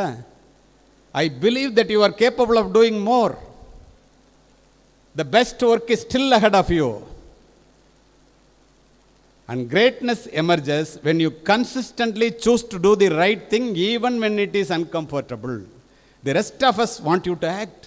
And if you don't, you are robbing yourself, you are robbing the family, you are robbing your institution, and you are robbing the world of the contribution only you can make. நீ உழைக்கலைன்னா, வியர்வை சிந்தலைன்னா, உன்னை நீ கொள்ளையடிச்சுக்கிற, உன்னுடைய வாழ்க்கையை நீனே கொள்ளையடிச்சுக்கிற, குடும்பத்தை கொள்ளையடிக்கிறாய், குடும்பத்திற்கு கிடைக்க வேண்டிய வாய்ப்பை தடுக்கின்றாய், நீ படிக்கிற இன்ஸ்டிடியூஷனில் கொள்ளையடிக்கிறேன்னா என்ன? அதுக்கு செய்ய வேண்டிய நன்றியை நீ கொடுக்கல, இந்த உலகத்திற்கு ஆற்ற வேண்டிய பணியை நீ ஆற்றவில்லை. ஏன்? உழைக்கல. அப்போது இந்த உழைப்பு, இந்த நேரத்தை உபயோகிக்கின்ற பண்பு, இதெல்லாம் எவன்கிட்ட இருக்கோ அவன் ஜெயிக்கிறான். கடைசியாக திரும்ப சொல்கிறான், my dear friends, my dear students, don't go to your grave with your best work inside you, choose to die emptyங்கிறான். நீ திரும்ப ஒன்றுகிட்ட இருக்கிற சக்தியெல்லாம் எடுத்துகிட்டு சுடுகாட்டுக்கு போயிடாதரா. நீ என்ன ஆகணும்னு நினைக்கிறியோ இந்த உலகத்தில் இருக்கும்போதே செஞ்சுட்டு செத்துப்போடா. நம்மால் முடியாது என்று நாம் நினைப்பதையெல்லாம் இந்த உலகத்தில் ஏதோ ஒரு மூலையில் எவனோ ஒருவன் செய்து கொண்டு தானே இருக்கிறான். நம்ம கண்ணு முன்னாடியே செஞ்சுக்கிட்டு தானே இருக்கிறோம். யோசித்து பாருங்கள், உண்டா இல்லையா என்று. இப்போ நான் உங்களுக்கு சொல்கிறேன், பொம்பளை பிள்ளைங்க வந்து கேர்ள்ஸ் அவுட் நம்பர்ட் பாய்ஸ் இந்த கூட்டத்தை பார்த்த வரைக்கும் உண்மையிலேயே மகிழ்ச்சி எனக்கு. ஏன் பெண்கள் வந்து ஆண்களை விட அதிகமாக இருக்கிறது மகிழ்ச்சின்னு சொல்கிறேன் தெரியுமா? முதல்ல இந்த இடத்துல ஒரு நல்ல ஒரு கூட்டமாக இதை மாற்ற வேண்டும் என்று நான் நினைக்கின்றேன். இவ்வளவு பேர் சேர்ந்து இப்படி ஏற்பாடு பண்ணியிருக்காங்க. உங்களை சிரிக்க வைப்பதற்காக அழைக்கப்பட்டவன் அல்ல நான், சிந்திக்க வைப்பதற்காக, உங்களுடைய வாழ்க்கையிலே மிகப்பெரிய மாற்றத்தை உருவாக்க வேண்டும் என்று ஒரு வேள்வியைப் போல செய்பவன் நான். பெண்கள், ஆண்களும் கேட்டுங்க, பெண்களும் கேட்டுங்க. பெண்களினுடைய பெருமை என்னன்னு நீங்கள் தெரிஞ்சுக்கங்க. women are trying to prove that women can do what men can do. women were not created to do what men can do. women were created to do what men cannot do. என்ன அர்த்தம் தெரியுமா? ஆண்கள் செய்வதையெல்லாம் பெண்கள் செய்ய முடியும் என்று முயற்சிப்பதற்காக படைக்கப்பட்டவர்கள் அல்ல பெண்கள். ஆண்களால் செய்ய முடியாததையும் எங்களால் செய்ய முடியும் என்று செய்து காண்பிப்பதற்காக படைக்கப்பட்டவர்கள் பெண்கள். இது நான் சும்மாலாம் சொல்லலைங்க. மங்கையராய் பிறப்பதற்கே நல்ல மாதவம் செய்திடல் வேண்டுமம்மா. கவிமணி தேசிக விநாயகம் பிள்ளை சொல்றார், பெண்ணுக்கு ஞானத்தை வைத்தான் புவி பேணி வளர்த்திடும் ஈசன், மண்ணுக்குள்ளே சில மூடர் நல்ல மாதர் அறிவினை கெடுத்தார். யார் அந்த மூடர்? உங்களுக்கே தெரியும். மாதர் தம்மை இழிவு செய்யும் மடமையை கொளுத்துவோம், பெண்ணடிமை பேசும் இத்திருநாட்டில் மண்ணடிமை தீருதல் முயற்கொம்பே, அறிவு கொண்ட மனித உயிர்களை அடிமையாக்க நினைப்பவன் பித்தனாம், ஏட்டையும் பெண்கள் தொடுவது தீதென்றெண்ணி இருந்தோர் மாய்ந்து விட்டார், வீட்டிற்குள்ளே பெண்ணை பூட்டி வைக்கும் விந்தை மனிதர் தலை கவிழ்ந்தார், பட்டங்கள் ஆள்வதும் சட்டங்கள் செய்வதும் பாரினில் பெண்கள் நடத்த வந்தோம், எட்டும் அறிவெனில் ஆணுக்கு இங்கே பெண் இளைப்பிள்ளை கான் என்று கும்மியடினா. நினைச்சு பாருங்க. அது மட்டுமா? அதற்கு 1000 ஆண்டுகளுக்கு முன்னால் திருவள்ளுவர் பெண்ணினுடைய பெருமை என்ன சொன்னார் தெரியுமா? இதெல்லாம் நீங்கள் உணர்ந்துக்கிட்டால் தான் நீங்கள் பெருசாக சாதிக்கணும்னு எண்ணமே வரும். நம்ம யார்? நம்ம பொம்பளை பிள்ளை, நம்மளால் என்ன பண்ண முடியும்? இந்த அடிப்படை, நம்ம கருப்பு, நமக்கு ஆங்கிலம் தெரியாது, நம்ம குட்டையாக இருக்கோம், இதெல்லாம் ஒரு குறையா? நினச்சி பாருங்கள். ஆங்கிலம் என்பது அறிவல்ல, அது ஒரு மொழி. 6 மாதம் படித்தேன்னா அது நீ சொல்கிறத கேட்கும். அரசு பள்ளியிலே அரசு கல்லூரியிலேன்னு படித்தாங்களே என்னை அறிமுகப்படுத்தும் போது, நான் தமிழ் மீடியத்தில் ஸ்கூலில் மட்டும் படித்தவன் இல்லை, கல்லூரியிலையும் தமிழ் மீடியத்தில் படித்தவன். அப்போது இந்த மாதிரி கல்லூரியிலையும் தமிழ் மீடியத்தில் படிச்சுட்டு ஒரு காவல்துறை உயரதிகாரியாக மாறணும்னா அந்த ஆங்கிலம் என்னை கற்றுக்கிறதுக்கு என்ன பாடுபடுத்தியிருக்கோம். அதை கற்றுக்கிட்டு தானே பேச முடியுது, இல்லைன்னா உலகம் பூரா போய் உரையாற்ற முடியுமா? இது வரைக்கும் 30 நாடுகளிலே உரை நிகழ்த்தி விட்டேன். எப்படி சாத்தியம்? தமிழ்நாட்டிலே 2000 கூட்டங்களிலே 10 லட்சம் மாணவர்களை, மாணவிகளை, பெற்றோர்களை, ஆசிரியர்களை, பிற மனிதர்களை நேரடியாக பார்த்து பேசிட்டேன். இதெல்லாம் எப்படி சாத்தியம்? அப்போ அத்துணையும் சாத்தியம் எதிலே வருகிறது? திரும்ப திரும்ப நீங்கள் படியுங்கள் படியுங்கள் என்று நான் சொல்லப் போகிறேன். இப்போது ஏன் படிக்கணுங்கிறதையும் சொல்ல போகிறேன். வாளினுடைய கூர்மையும் நூலினுடைய கூர்மையும் மட்டுமே இந்த நாட்டை ஆள்கிறது. காலப்போக்கிலே வாளினுடைய கூர்மை முனைமழுங்கி நூலினுடைய கூர்மை மட்டுமே விஞ்சி நிற்கின்றது. கூர்தீட்டப்படாத எதுவுமே முனைமழுங்கி போய்விடும். நம்முடைய மூளையும் அவ்வாறே. நம்முடைய மூளை கூர்தீட்டப்பட வேண்டும் என்றால் தொடர்ந்து புத்தகங்களை படித்து கொண்டே இருக்க வேண்டும். பாட புத்தகங்களை ஆனாலும் சரி, பாடத்திற்கு அப்பாற்பட்டு, மதிப்பெண்களுக்கு அப்பாற்பட்டு கல்வியை நேசிக்க கற்றுக்கொள்ளுங்கள். பாட புத்தகங்களுக்கு அப்பாற்பட்டு படிப்பை நேசிக்க கற்றுக்கொள்ளுங்கள். ஏன்? நீரளவே ஆகுமாம் நீராம்பல், தான் கற்ற நூலளவே ஆகுமாம் நுண்ணறிவு. இந்த உண்மைகளை உணர்ந்த காரணத்தினால்தான் நஞ்சு கொடுக்கப்படும் நேரம் வரை கிரேக்க நாட்டு கவிதைகளை படித்துக் கொண்டிருந்தான், கேட்டு கொண்டிருந்தான் சாக்ரட்டிஸ். தூக்கு கயிற்றை முத்தமிடும் வரை படித்துக் கொண்டிருந்தான் உமர் முக்தார். தூக்கு மேடைக்கு அழைத்து செல்லும் வரை படித்துக் கொண்டிருந்தான் பகத்சிங். படுக்கின்ற இடம் கூட படிப்பகத்திற்கு அருகாமையில் கேட்டார் அம்பேத்கர்.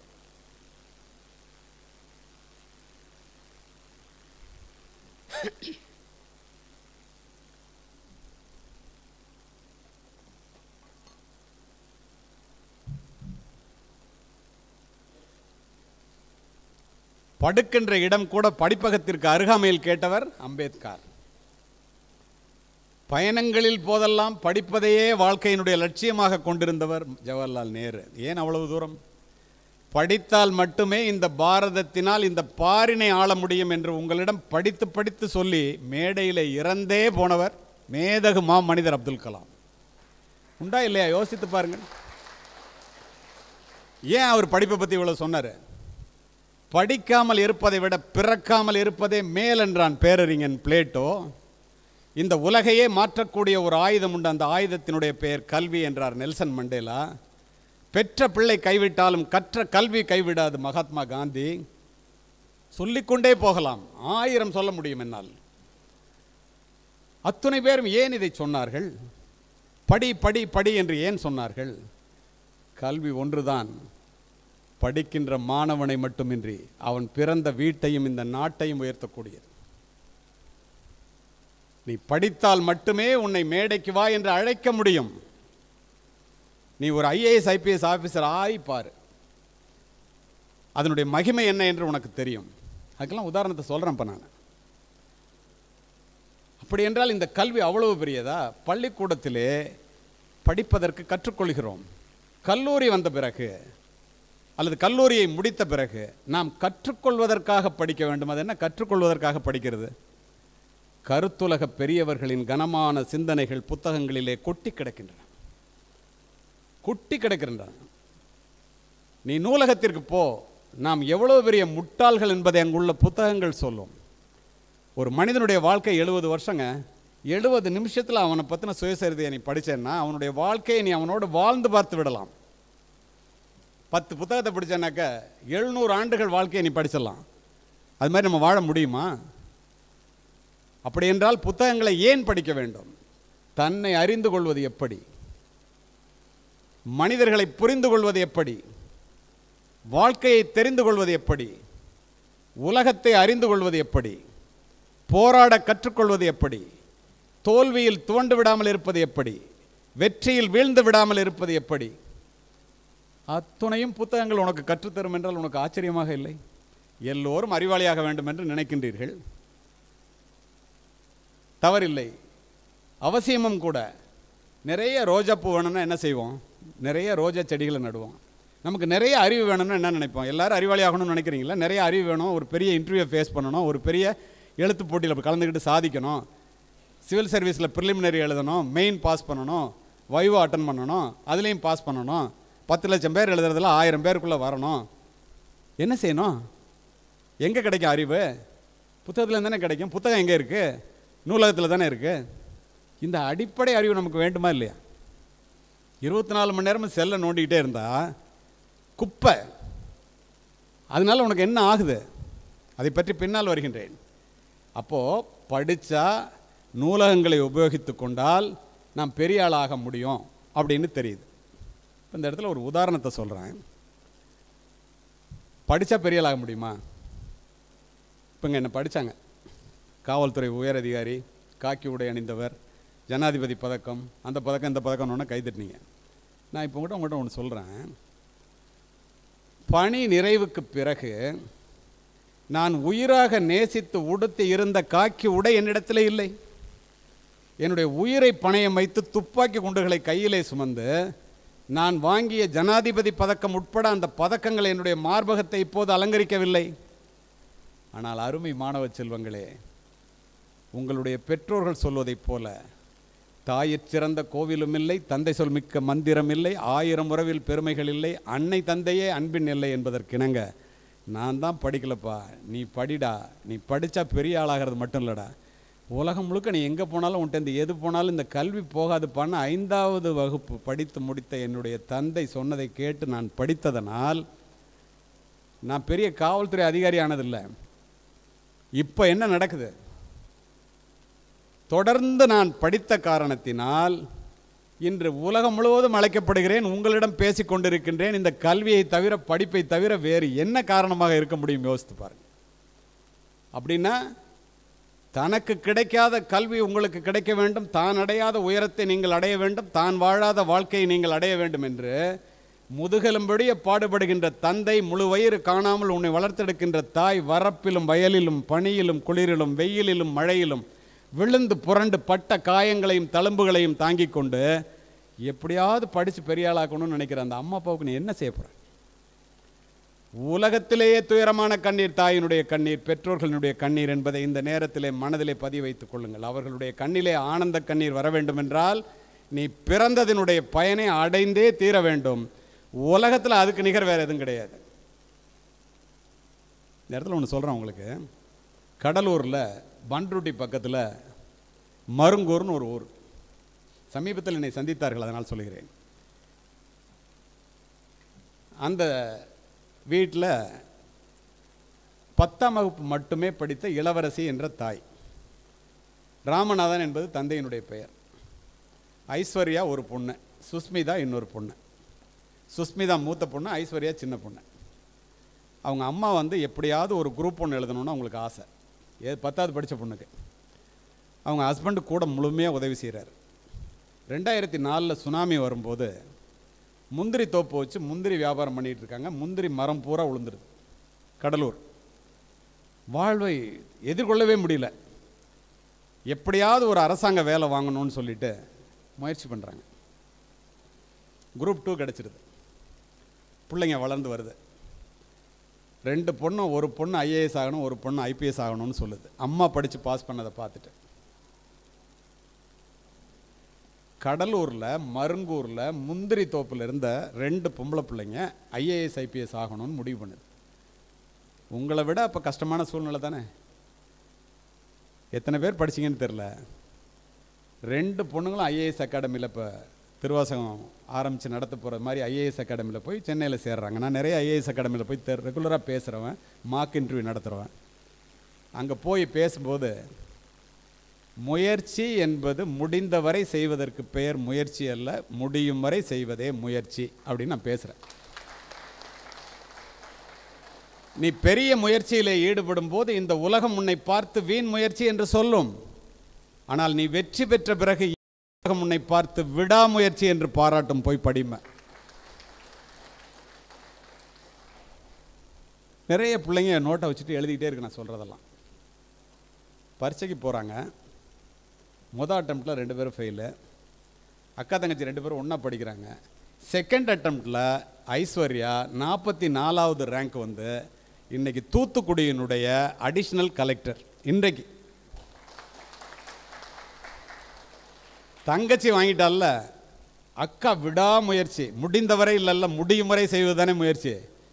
6 முறை தோல்வி ப்ரிலிமினரி, 7வது முறையாக ஐபிஎஸ் ஆக தேர்வாகி இன்று காக்கிநாடாவிலே கொச்சினில் ஐபிஎஸ் அதிகாரியாக பணிபுரிந்து கொண்டிருக்கிறார். அக்கா தங்கச்சி 2 பேரும் ஒரு வீட்டில் ஒரு ஐஏஎஸ் ஒரு ஐபிஎஸ்ங்க, மருங்கூர்லேருந்து. உங்களால் ஏங்க முடியாது? யோசிங்க, என்ன குறை உங்களுக்கு? என்ன குறை? முயற்சி குறைவை தவிர, உழைப்பு குறைவை தவிர, நேரத்தை வீணாக செல்போனிலே தொலைப்பதை தவிர வேறு என்ன குறை உங்களுக்கு? நீ என்னவாக வேண்டும் என்று நினைக்கிறாயோ அதுவாகவே ஆகிவிடுவாய். யார் சொல்கிறார்? நான் சொல்ல, விவேகானந்தர் சொல்கிறார். உயிர் எப்படி எண்ணின உயிர்க்கு அப்படி அளித்தருள் அருட்பெருஞ்சோதி என்கிறார் ராமலிங்க அடிகளார். ஒவ்வொரு உயிரும் என்ன மனசில் நினைக்குதோ அதை தான் கடவுள் கொடுக்குறாராம், அல்லது இயற்கை கொடுக்குது, அல்லது பிரபஞ்சம் கொடுக்குறது, எப்படி வேணாலும் எடுத்துக்க. உங்களுக்கு புரிகிற மாதிரி கண்ணதாசன் சொல்லுவார், பூமியில் இருப்பதும் வானத்தில் பறப்பதும், புது புது உயரமும் போய் வரும் தூரமும் அவரவர் எண்ணங்களே. கண்ணதாசன். சரி, பாரதி என்ன சொல்கிறாரு? அப்படியே உங்களுடைய மனதிலே பதிய வேண்டும். ஒரு வார்த்தைகள் கூட தேவையில்லாத வார்த்தைகளை பேசுபவன் அல்ல நான். Preparation and presentation in time is success என்று நினைப்பவன் நான். பாரதி என்ன சொன்னார் தெரியுமா? நீ எதை கேட்கிறாயோ அதைத்தான் உனக்கு வாழ்வு தருகிறது, அதனால் பெரிதனும் பெரிது கேள். பெருசாக கேட்குறதுல, பெருசாக சிந்திக்கிறதுல என்னங்க கஷ்டம்? சாதாரணமாக போய் என்ஜினியரிங் முடிச்சுட்டு போய் ஜெராக்ஸ் கம்பெனியில் ஒருத்தன் வேலை பார்க்குறான். நேற்று அவசரமாக ஒரு ஜெராக்ஸ் தேவைப்பட்டுச்சு வெளியில் அனுப்புறதுக்கு. ஜெராக்ஸ் எடுத்துகிட்டு சொல்லி டிரைவர் அனுப்பிச்சான். அவன் சரியாக எடுக்கலை, கலர் ஜெராக்ஸ் வேணும். நானே காரன் எடுத்துகிட்டு போனேன். எந்திரிச்சு சார் அப்படின்னா, என்ன தம்பி படிச்சிருக்கேன்னு கேட்டேன்.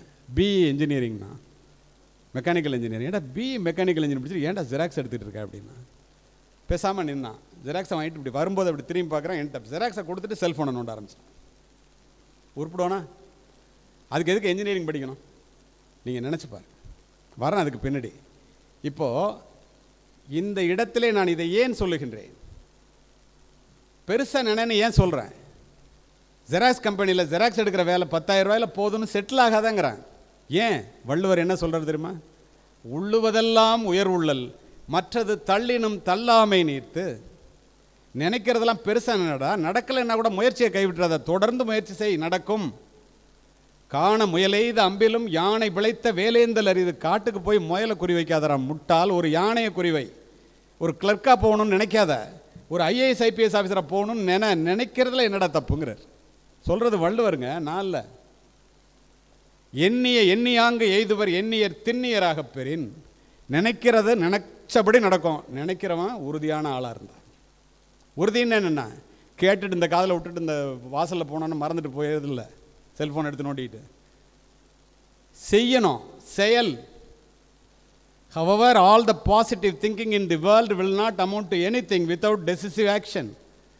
எவ்வளவு உனக்கு தன்னம்பிக்கையை உரைத்தாலும் அதை நீ செயல்படுத்தவில்லை என்றால் அதனால் எந்த பிரயோஜனமும் இல்லை.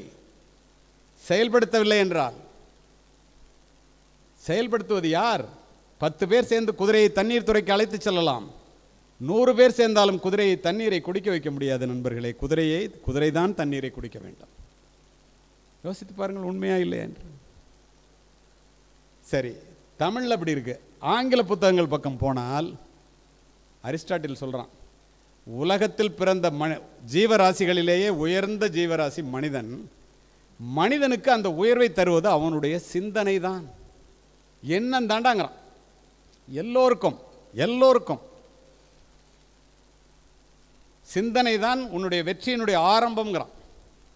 ஒரு மனிதனை உயர்த்துவது அவனுடைய சிந்தனை தான். Rousseau.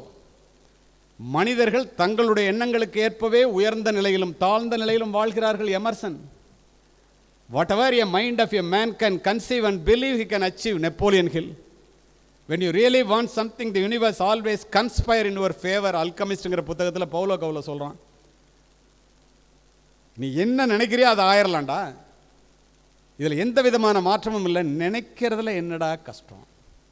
My dear students, the golden key to remember is the sole author of your success is your mind.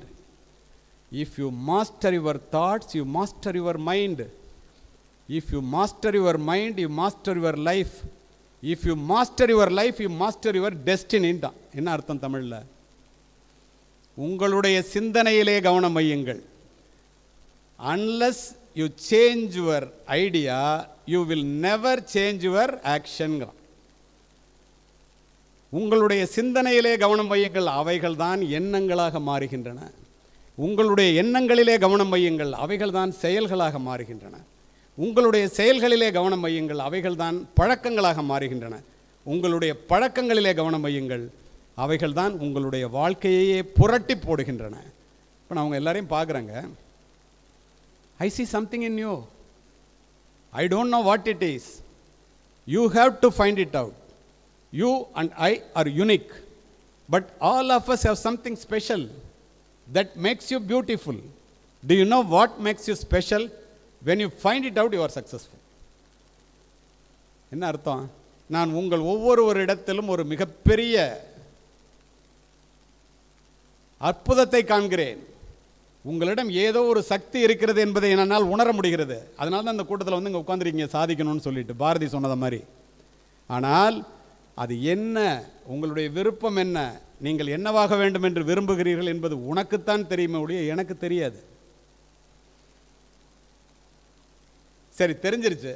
தெரிஞ்ச உடனே நீ வெற்றியினுடைய முதல் படியில் கால் எடுத்து வைக்கிற. அதை முதல்ல தெரிஞ்சுக்க. ஒரு ஐஏஎஸ் ஆகணுமா, ஐபிஎஸ் ஆகணுமா, விஞ்ஞானி ஆகணுமா, பெரிய கோடீஸ்வரன் ஆகணுமா, ஸ்டார்ட் அப் ஆரம்பிக்கணுமா, எதை வேண்டுமானாலும் நினை.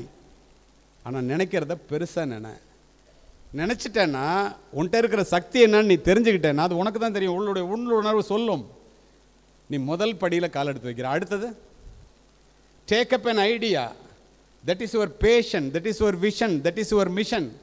Take up an idea, make that one idea your life, think of it, dream of it, live on that idea. Let your brain, muscles, nerves and every part of your body be full of that idea. That is the way to success. நீ எடுத்துக்கொண்ட காரியத்தை முடிக்கும் வரை உன்னுடைய உடல், பொருள், ஆவி அத்துணையும் அதில் நீ செலவு செய்தால் உன்னை வெல்ல யாரும் இல்லை. இது செய்கிறது யார்? நீ தானே செய்யணும். சரி, இப்படி செய்யறியா? நீ என்னவாகணும்னு நினைக்கிறியா? அதெல்லாம் ஆயிரலான்னு சொல்கிறியே, இதெல்லாம் உண்மையா? நான் அதை செஞ்சுருந்தா தானே உங்களுக்கு சொல்கிறதுக்கு எனக்கு தகுதி இருக்குது. வார்த்தைக்கும் வாழ்க்கைக்கும் வித்தியாசம் இல்லாமல் வாழ்பவர்கள், சொல்லுக்கும் செயலுக்கும் வித்தியாசம் இல்லாமல் வாழ்பவர்கள். சொல்வதை இந்த சமூகம் கேட்கிறது. நான் செஞ்சுருக்கேன். என்ன செஞ்சுருக்கேன்? இப்போ சொன்னல அரசு கல்லூரின்னு, இதை ஒரு நாள் ஒரு இடத்துல சொல்லி ஒரே நாளில் 1 மில்லியன் பார்த்துட்டான். என்ன அதில் இருக்குன்னு அப்புறம் தான் நான் புரிஞ்சுக்கிட்டேன். எல்லோருக்கும் அது தேவையாக இருக்குன்னு. ஒரு ஐஏஎஸ் ஐபிஎஸ் ஆகணும்னு நினைக்கிற உங்களுக்கு இந்த இடத்துல நான் அதை சொல்லணும்னு முடிவு பண்ணுறேன். உங்களை விட ஏழ்மையான குடும்பத்திலிருந்து வந்த நாட்டுப்புறத்து ஏழை சிறுவனான நானும், என்னை விட ஏழ்மையான குடும்பத்திலிருந்து வந்த என்னுடைய நண்பனும் மன்னர் சரபோஜி அரசினர் கல்லூரிக்கு நடந்து செல்லும்போது எஸ்பி பங்களாவும் கலெக்டர் பங்களாவும் பக்கத்தில் இருக்கு. எனக்கு காக்கி உடை அணிந்த காவல்துறை அதிகாரியாக மாற வேண்டும் என்பது என்னுடைய அவா. இதில் சில பேர் இதை கேட்டிருக்கலாம், ஆனால் இந்த இடத்துக்கு அது பொருந்தும். கேட்காதவர்கள் நிறைய பேர் இருப்பீர்கள். அதற்காக இது. அந்த எஸ்பி பங்களாட்டை நின்று பார்க்காம நான் போனதே இல்லை. என்னுடைய நண்பனுடைய நோக்கம் என்ன என்று எனக்கு தெரியாது. எப்போ பார்த்தாலும் ஒரு ஹிந்து பேப்பர் வைப்பான், ஒரு லைன் விடாமல் படிப்பான். ஒரு நாள் அதுலேருந்து பெரிய மீசை வச்சுட்டு காக்கி யூனிஃபார்ம் போட்டு சிவப்பு விளக்கு சொல்ல 11 அப்போல்லாம் அம்பாசிடர் கார், நான் சொல்கிறது 50 ஆண்டுகளுக்கு முன்னால், திரு வால்டர் தேவாரம் அவர்கள் தஞ்சை மாவட்டத்தினுடைய, ஒன்றுபட்ட தஞ்சை மாவட்டத்தினுடைய எஸ்பி வெளியில் வர்றார். இப்போ ஒரு புத்தகம் ஒன்று எழுதியிருக்கார் 100 நாளைக்கு முன்னாடி, மூணாறிலிருந்து மெரினா வரைன்னு. அதில் இந்த சம்பவத்தை குறிப்பிட்டு எழுதியிருக்கார். காவல்துறையில் காக்கி உடை அணிந்த காவல் அதிகாரியாகவும் பேச்சுத்துறையில் உலகறிந்த சொற்பொழிவாளனாகவும் ஒரு காவல்துறை அதிகாரி மாறி சாதித்தது கலியமூர்த்தியை தவிர யாரும் இல்லைன்னு எழுதியிருக்கார். இதை எதுக்கு சொல்கிறேன்னா, வசிஷ்டர் வாயால் பிரம்மரிஷி பட்டம் பெற்ற மாதிரி. ஏன் இந்த இடத்துல இதை சொன்னேன்னா, அவர் வெளியில் வரும்போது காரை நிறுத்துறாரு. நான் ஒரு நாட்டுப்புறத்து ஏழை சிறுவன், 2 பேர் நிற்கிறோம். காரை கதவை திறந்துட்டு இறங்குறாரு. டே இங்கே வா 2 பேருன்னாரு. தினம் பார்க்குற 2 பேர் இங்கே நிற்கிறேன், நீ காலேஜுக்கே போகிறது இல்லையான்னு. பட்டுன்னு சுதாரிச்சு நான் சொன்னேன், சார் உங்களை மாதிரி ஆகணும்னா என்ன சார்? என்ன மாதிரி ஆகணுமா? எஸ்பியாவா? அப்படியா, எங்கடா படிக்கிறேன்னாரு. மன்னர் சரபோஜி அரசினர் கல்லூரின்னு அப்படி தோளில் கை வச்சார். நீ போய் என்சிசியில் சேரு, ஒழுங்காக படி, கிளாஸில் மீதி நேரத்தெல்லாம் கிரவுண்டில் செலவு பண்ணேன். ரைஃபிள் கிளப்பில் சேரு. இப்போ இந்த 3 முறை தங்கப்பதக்கம்லாம் அவர் போட்ட பிச்சை ஷூட்டிங்கில்.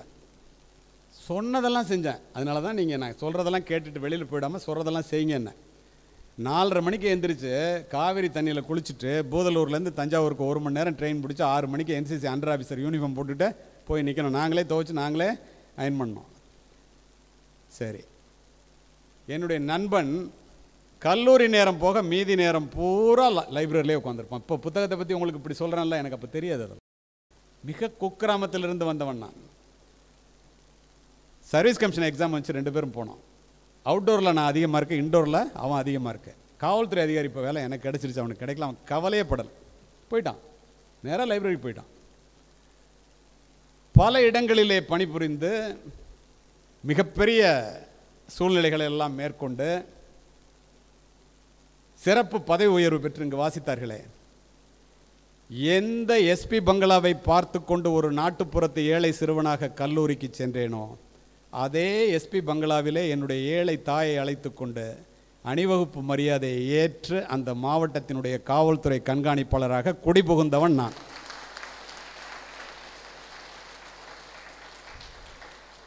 இது கிளைமேக்ஸ் இல்லை, இனிமே தான் கிளைமேக்ஸு. பதவியேற்று முடித்துவிட்டு மரியாதை நிமித்தமாக மாவட்ட ஆட்சித்தலைவரை கலெக்டரை பார்ப்பதற்காக கலெக்டர் அலுவலகத்திற்கு சென்றேன். நண்பர்களே, நூலகத்திலேயே அதிக நேரம் படித்த என்னுடைய நண்பன் மாவட்ட கலெக்டராக என்னிடம் கைகுலுக்கினான். நான் எஸ்பி பங்களாவை பார்த்துட்டு இருக்கும்போது அவன் கலெக்டர் பங்களாவை பார்த்துட்டு இருந்திருக்கான்னு எனக்கு அப்போ தான் தெரியுது.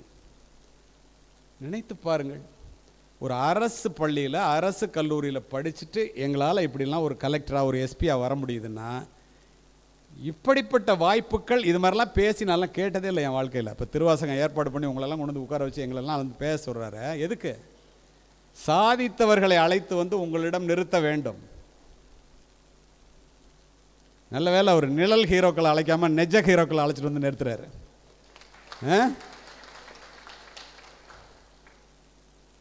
சரி, இப்போ உங்கள்கிட்ட படிக்கிறத பற்றி இவ்வளோ சொன்னல, 35 ஆண்டுகள் காவல்துறையில் பணிபுரிந்து முடிக்கின்ற சூழ்நிலையில் IAS IPS கான்ஃபரன்ஸ் நடக்குது. எவ்வளோ பெரிய மரியாதை என்று பாருங்கள். எல்லா தமிழ்நாட்டில் இருக்கிற அத்துணை பேரும் கலெக்டர் எஸ்பி 30 மாவட்டம் இருந்துச்சுன்னா 60 பேர் உட்காந்துருப்போம். 2 முதலமைச்சர்களிடமும் நான் அந்த கூட்டத்தை அட்டன் பண்ணியிருக்கேன். காரணத்தோடு இந்த பதிவு சும்மாலாம் இல்லை, கட்சிகளுக்கு அப்பாற்பட்டு எவ்வளவு திறமையான ஆளுமைகள் என்பதனால் இந்த நாட்டை ஆளுபவர்கள். முதல்ல முன்னாள் முதல்வர் செல்வி ஜெயலலிதா அவர்கள் தமிழ்நாட்டின் முதல்வராக இருக்கும்போது இந்த கூட்டம் நடக்குது. நான் போய் அட்டன் பண்ணுறேன். ஒரு 100 பேர் IAS IPS ஆஃபீஸர் உட்காந்துருந்தா, எஸ்பி கலெக்டர் உட்காந்துருந்தா, அதில் 7 பேருக்கு வாய்ப்பு கிடைக்கும். என்ன பேச சொல்கிறாங்க. நான் எந்திரிச்சு 7 நிமிஷம் பேசணும் ஆங்கிலத்தில். பேசி முடித்தோன்னு சொன்னாங்க, Murthy, I know that you are a very good officer and administrator. Only today I came to know you are a very big orator அப்படின்னாங்க. நான் உனக்கு வந்து நல்ல அதிகாரின்னு எனக்கு தெரியும், நல்ல அட்மினிஸ்ட்ரேட்டர்னு எனக்கு தெரியும், திறமையான போலீஸ் அதிகாரின்னு தெரியும். இன்றைக்கி தான் எனக்கு தெரியுது நீங்கள் பெரிய பேச்சாளர்னு. உடனே எல்லோரும் கைத்துட்டாங்க. என்னடா நம்மளை போய் பேச்சாளர்னு சொல்கிறாங்களேன்ட்டு அப்படியே உட்காந்துட்டேன். ஆட்சிகள் மாறியது, காட்சிகள் மாறியது. முத்தமிழறிஞர் கலைஞருடைய கூட்டம், இதே மாதிரி கூட்டம். திருச்சி எஸ்பியாக போய் நானும் சவுண்டையான்னு சொல்லி எஸ்பி கலெக்டர் இருந்தார், 2 பேரும் உட்காரோம். அவர் நீங்கள் பேசுங்கன்ட்டார். நான் 14 நிமிஷம் பேசலாம் ஒரு முடிவோடு போயிருந்தேன். நார்த் இந்தியன் ஆஃபீஸஸ்லாம் இங்கிலீஷில் பேசுவாங்க எல்லோரும். முத்தமிழறிஞர் கலைஞர் முதல்வராக இருக்கும்போது தமிழில் பேசாமல் வேறு எப்போ பேசுறது? IAS IPS கான்ஃபரன்ஸில் தமிழில் எந்திரிச்சு பேச ஆரம்பித்தேன். இப்படி கண்ணாடியை கலட்டி இப்படி பார்த்துக்கிட்டு பேனா எழுதிட்டு இருந்ததை வச்சுட்டு இப்படி நிமிர்ந்து பார்த்தார். சரி, விரும்பி பார்க்குறாருன்னு தெரிஞ்சுக்கிட்டேன். 14 நிமிஷம் பேசினேன். பேசி முடித்தோன்னே பக்கத்தில் ஸ்ரீபதி IASன்னு சீஃப் செக்ரட்டரி, அவர் மைக்கை வாங்கி தமிழ் நல்லா பேசுகிறப்பா அப்படின்னாரு. கலைஞர் அந்த மைக்கை அப்படி வாங்கி, அப்படி சொல்லக்கூடாதியா, நல்ல தமிழ் பேசுகிறாருன்னு சொல்லு அப்படிங்க. தமிழ் நல்லா, நல்ல தமிழ். என்னை பார்த்து சொன்னார், காக்கி உடைக்குள் கன்னி தமிழ்னார். உடனே முடிவு பண்ண, ஆஹா, நார்த்து போல் சவுத்து போல் 2 பேரும் ஆளுமைகள், 2 பேரும் நல்லா பேசுகிறேன்னு சொல்லிட்டாங்க. பேசுகிறது தாண்டா நமக்கு நம்ம வேலை. ரிட்டையர்ட் ஆனதுக்கப்புறம் நான் அன்னைக்கு முடிவு பண்ணேன். சரி, முடிவு பண்ணிட்டேன். இப்போ உங்கள்கிட்ட பேசுனா படிங்க படிங்க படிங்கன்னு சொன்னேன்னே, எனக்கு தெரியாத ஒன்றை சொன்னேன். ஆனால் அதுக்கப்புறம் அந்த கலெக்டரை பார்த்ததுக்கப்புறம் நான் படிக்க ஆரம்பிச்சிட்டேன். ஹார்வர்ட் யூனிவர்சிட்டி அமெரிக்கா, கற்றோருக்கு சென்ற இடமெல்லாம் சிறப்புன்னு சும்மாலாம் சொல்லாதீங்க, அது என்ன பொருள்னு தெரிஞ்சுக்கிட்டு சொல்லணும். Toronto university Canada, SOAS university லண்டன்லலாம் தமிழ் சேர் அமையறதுக்காக நமது அரசாங்கம் முதல்வர் எல்லோரும் சேர்ந்து தமிழ் சேர் அமையறதுக்காக நிதி சேர்ப்பு கூட்டம், அதுக்கு என்ன அழைச்சிருந்தாங்க. வெளியில் போய் பேசினேன், நிறைய பணம்லாம் சேர்ந்துச்சு, எல்லாம் அந்த யூனிவர்சிட்டி கொடுத்தாங்க. நான் அவங்ககிட்ட கேட்டேன், இந்த யூனிவர்சிட்டிக்குள்ளே போய் தமிழ் மொழியினுடைய பெருமையை உலகத்திற்கு நான் சொல்ல வேண்டும் என்றால் என்னங்க செய்யணும்னு கேட்டேன் அங்கே இருக்கிறவங்கள்ட்ட. கனடாவில் டொரண்டோவில் பேசும்போது அவர் சொன்னார் சிரிச்சுக்கிட்டே, சிவன் இளங்கோன்னு ஒருத்தர், சார் அதுக்கெல்லாம் பிஹெச்டி இருந்தால் தான் சார் அப்ளிகேஷனே போட முடியும்னாரு. நான் சுவாலஜி கிராஜுவேட்டு, என்னடா இதுக்கு என்னடா பண்ணுறது அப்படின்னு சொல்லிட்டு நேராக வந்து எம்ஏ தமிழ் சேர்ந்தேன். ஏன் எம்ஏ தமிழ் சேர்ந்தேன்னா, பிஹெச்டி சேரணுன்னா எம்ஏ தமிழில் ஃபஸ்ட் கிளாஸ் இருக்கணும். 3 வருஷம் எம்ஏ தமிழ் படித்தேன் பாரதிதாசன் யூனிவர்சிட்டியில். யூனிவர்சிட்டி ஃபஸ்ட்டு வந்தேன், சும்மா இல்லை, எஸ்பியாக இருக்கும்போது, திருச்சி எஸ்பியாக இருக்கும்போது படிச்சுட்டு பிஹெச்டிக்கு அப்ளிகேஷன் போட்டேன். 3 வருஷம் ரெகுலரில் காலையில் சாயந்தரம் மீட்டிங் அட்டன் பண்ணுவேன், நைட்டு போய் கிளாஸ் அட்டன் பண்ணுவேன் ஈவினிங்கில். உங்களை மாதிரி உள்ளவங்க நிறைய பேர் என்னோட உட்காந்து வேடிக்கை பார்ப்பாங்க. என்ன D++ வாங்கி பிஹெச்டி முடித்து கவர்னர்கிட்ட பிஹெச்டியை வாங்கினேன். வாங்கிட்டு நம்ம தான் டாக்டர் ஆகிட்டோம், டாக்டர் பட்டம் பெற்றுட்டோம், இனிமேல் என்ன இருக்குது, போலீஸில் உயர் அதிகாரி, டாக்டர் பட்டம் பெற்றோம், நம்மளை விட பெரிய புத்திசாலி நம்ம யார் இருக்க போகிறோன்னு இது மாதிரி காலேஜில் பேச வந்தோம். இந்த பத்திரிக்கையில் கூட பார்த்தேன், டாக்டர் சங்கர சண்முக சுந்தரமாக ஒரு பேர் இருந்துச்சு. அப்போது முதல்வரெலாம் டாக்டர், காலேஜுக்கு போய் பார்த்தா அங்கே ஏகப்பட்ட பிஹெச்டி எனக்கு முன்னாடியே இருக்குது. எப்பட்றா இதில் ஜெயிக்கிறது, தடுமாறின நேரம். என்ன நினச்சேன் தெரியுமா, அப்போ தான் தெரிஞ்சுக்கிட்டேன், நிறைய பட்டங்களை பெற்று தன்னுடைய பெயரை அலங்கரிப்பவர்களை விட நல்ல புத்தகங்களை படித்து தன்னுடைய மனதை அலங்கரிப்பவர்கள் சொல்வதையே இந்த சமுதாயம் கேட்கிறது. இப்போ கூட திருவாசகத்திட்ட சொன்னேன், நிறைய இளைஞர்களாக இருக்கீங்க, கட்சியில் எல்லாம் படிங்க, தயவுசெய்து படிங்க, நிறைய பேச்சாளர்கள் வேணும்னு. எந்த கட்சாக இருந்தாலும் சரி, நல்ல கருத்துக்கள் மக்களிடம், இளைஞர்களிடம், இந்த சிந்தனையே நல்ல சிந்தனை தானே. உண்டு உறங்கி புத்தகங்களோடு உயிர்த்தெழுந்து இன்று உலகம் முழுவதும் சென்று உரையாற்றுகின்றேன் என்றால் புத்தகங்களை வாசிப்பையும் தொடர் வாசிப்பையும் கடின உழைப்பையும் தவிர வேறு என்ன இருக்க முடியும்? 70 வயதை தாண்டி இவ்வளவு நேரம் படித்து இவ்வளவு நேரம் பயணித்து இப்படி உழைக்கின்ற ஒருவனை நீங்கள் பார்க்கும்போது 20 வயதை தாண்டாத நீங்கள் அல்லது தாண்டி கொண்டிருக்கின்ற நீங்கள் வாழ்க்கையிலே முன்னேற வேண்டும் என்றால் எப்படி படிக்க வேண்டும், எப்படி உழைக்க வேண்டும் என்பதை தயவு செய்து மனதிலே பதிய வைத்துக் கொள்ளுங்கள். இதுதான் வாழ்க்கையினுடைய வெற்றியே, வேறல்ல. இந்த வெற்றியை கெடுக்கிறதே இது. இதை சொல்லி முடிக்கலாம் என்று நினைக்கிறேன். நான் பேச ஆரம்பித்து சரியாக 1 மணி நேரம் 2 நிமிடங்கள் முடிந்திருக்கிறது. நான் காவல்துறை அதிகாரி, கொடுக்கப்பட்ட நேரத்தை விட அதிக 1 நிமிடம் கூட பேச மாட்டேன். 1.5 மணி நேரம் பேசலான்னு முடிவு பண்ணோம், 1.5 மணி நேரம் பேசுவேன், இன்னும் ஒரு 25 நிமிஷம் பேசுவேன். அருமை மாணவர்களை, மாணவிகள், அதனால தான் வேறு எந்த ப்ரோக்ராமும் இல்லாமல் திருவாசகம் வர்றவங்களுக்கு செய்தி போய் சேரணும் சார்னு அவர் பேசுகிறதெல்லாம் குறைச்சிக்கிட்டு மற்றவங்க பேசுகிறதெல்லாம் நிறுத்திட்டு என்னை பேச விட்ருக்காரு. சும்மா இல்லை, அதை நான் உபயோகப்படுத்த வேண்டும் அல்லவா? சரி, ஒன்று சொல்கிறேன் உங்களுக்கு. ஒழுக்கத்தை உருவாக்கி வளர்ப்பது தான் கல்வியினுடைய தலையாய கடமை. ஒழுக்கத்தை தராத கல்வியும் விளைச்சலை தராத வயலும் வீணானது. கல்வியின் பயன் அறிவு, அறிவின் பயன் பண்பாடு, பண்பாட்டின் பயன் ஒழுக்கம். தனி மனித முன்னேற்றமும் இந்த சமுதாயத்தினுடைய வளர்ச்சியும் தனி மனித ஒழுக்கத்தின் பால்பட்டது. அதில் எந்த விதமான மாற்று கருத்தும் இல்லை. இங்கே உட்கார்ந்திருக்கிற மாணவிகள், மாணவர்கள் அத்தனை பேரும் ஜெயிக்க வேண்டும் என்றால் ஒன்றை மனதிலே பதிய வைத்துக் கொள்ளுங்கள். நீங்கள் சமுதாய வீதியிலே கைவீசி நடக்கும்போது யாரும் தனியாக நடப்பதாக ஒரு நேரமும் நினைத்து விடாதீர்கள். 5000 ஆண்டுகள் மரபார்ந்த இந்த இந்திய தேசத்தினுடைய பெருமையும், பல்லாயிரம் ஆண்டுகள் பழமை வாய்ந்த தமிழ் கலாச்சாரமும் பண்பாடும், உங்கள் மூதாதையர்களினுடைய தியாகமும், பெற்றோர்களினுடைய உழைப்பும், ஆசிரியர்களினுடைய அறிவுரையும், உங்களுடைய ஒழுக்கமும் உங்களுடன் கூடவே வருகின்றன என்பதை தயவு செய்து ஒருபோதும் மறக்காதீர்கள். If money is lost, nothing is lost. If health is lost, something is lost. If character is lost, everything is lost. இந்த காலகட்டத்திலே இது பயனுடைய ஒரு சொல் என்ற காரணத்தினால் நீங்கள் இதனை புரிந்து கொண்டே ஆக வேண்டும். மனித மனதினுடைய வலிமை மிகப்பெரியது. அந்த வலிமையை உணராத காரணத்தினால் நம் எல்லைக்கோட்டை நாமே சுருக்கிக் கொள்கின்றோம். உன்னுடைய மனதை நீ கட்டுப்படுத்து, மற்ற எல்லாவற்றையும் அது உங்களை பார்த்து கொள்ளும். Mind is a very good leader and it is a wonderful servant. ஒரு நாளைக்கு இந்த இளைய சமுதாயத்திலே புயல் போல வருகின்ற உணர்ச்சிகளை அடக்கி ஆள கற்றுக்கொள்ளுங்கள். 60,000 எண்ணங்கள் ஒரு மனிதனுடைய மனதிலே ஒவ்வொரு நாளும் தோன்றுகின்றன. நீ ஒரு IAS ஆகணும், IPS ஆகணும், குரூப் 1 ஆகணும், அல்லது பெரிய ஆளாகணும், எந்த துறையிலே என்ன சாதிக்க வேண்டும் என்றாலும் அதை மட்டும் நீ எழுதி வைத்து கொண்டால் 59,999 எண்ணங்கள் பயனற்று போகின்றன. எழுதியதை பார்க்க பார்க்க தேவையில்லாத சிந்தனைகள் மறைந்து போய் நல்ல சிந்தனைகள் மனதிலே நிரம்பும். சூரியனுடைய கதிர்களை ஒரு பூத கண்ணாடியின் மூலம், நீங்கள் சொல்கிறீங்கல்ல கிராமத்தில், அதனால் அப்படி சொல்கிறேன், ஒரு பேப்பரில் ஒரு புள்ளியில் அதை குவிச்சா அந்த பேப்பர் பற்றி கொண்டு எரிகிறதா இல்லையா? அதை போல என்ன ஆக வேண்டும் என்ற சிந்தனையை மட்டும் நீங்கள் சிந்திக்க ஆரம்பித்தால் சுடர்விட்டு பிரகாசிக்கும். செய்து பாருங்கள், அப்போதுதான் தெரியும் சிந்தனையினுடைய வலிமை என்ன என்று உங்களுக்கு அப்போதுதான் தெரியும். இதை தெரிந்து கொள்ள வேண்டும் என்பதற்காக இதனை பதிவு செய்கிறேன். அதை விட்டுட்டு எப்போ பார்த்தாலும் இந்த செல்ஃபோனை கண்டுபிடிச்ச ஸ்டீவ் ஜாப், உங்களுக்கெல்லாம் இதில் இந்த செல்ஃபோனில் ஏன் போய் மாட்டுறீங்க, அதனுடைய என்னன்னே நிறைய பேருக்கு தெரியல. படித்த இளைஞர்களுக்கே தெரியல. எனக்கு மிக வருத்தமான ஒன்று அது. ஒரு சைபர் சொசைட்டி செக்யூரிட்டியில் வேலை பார்த்த ஒரு போலீஸ் ஆஃபீஸராக சைபர் சொசைட்டி ஆஃப் இந்தியாவுக்கு பேசினேன். அதில் ஒரு 5 நிமிஷம் உங்களுக்கு சொல்கிறேன், உங்களுடைய நலன் கருதி, குறிப்பாக பெண்கள். கண்டுபிடிச்சி 10 வருஷம் கழிச்சு ஸ்டீவ் ஜாப், ஆப்பிள் ஃபோனை கண்டுபிடிச்ச ஸ்டீவ் ஜாப் சொன்னால், ரொம்ப ஆர்வமாக கேட்குறீங்க அதனால் அதை சொல்கிறேன். என்ன சொன்னேன் தெரியுமா? Apple proved that a cell phone can change the world within 10 years. Every once in a while a revolutionary product comes along and changes everything. My magical product reshaped the culture, shaken up the industries, put computer in millions of packets and made it possible to know everything within a few tap on the screen.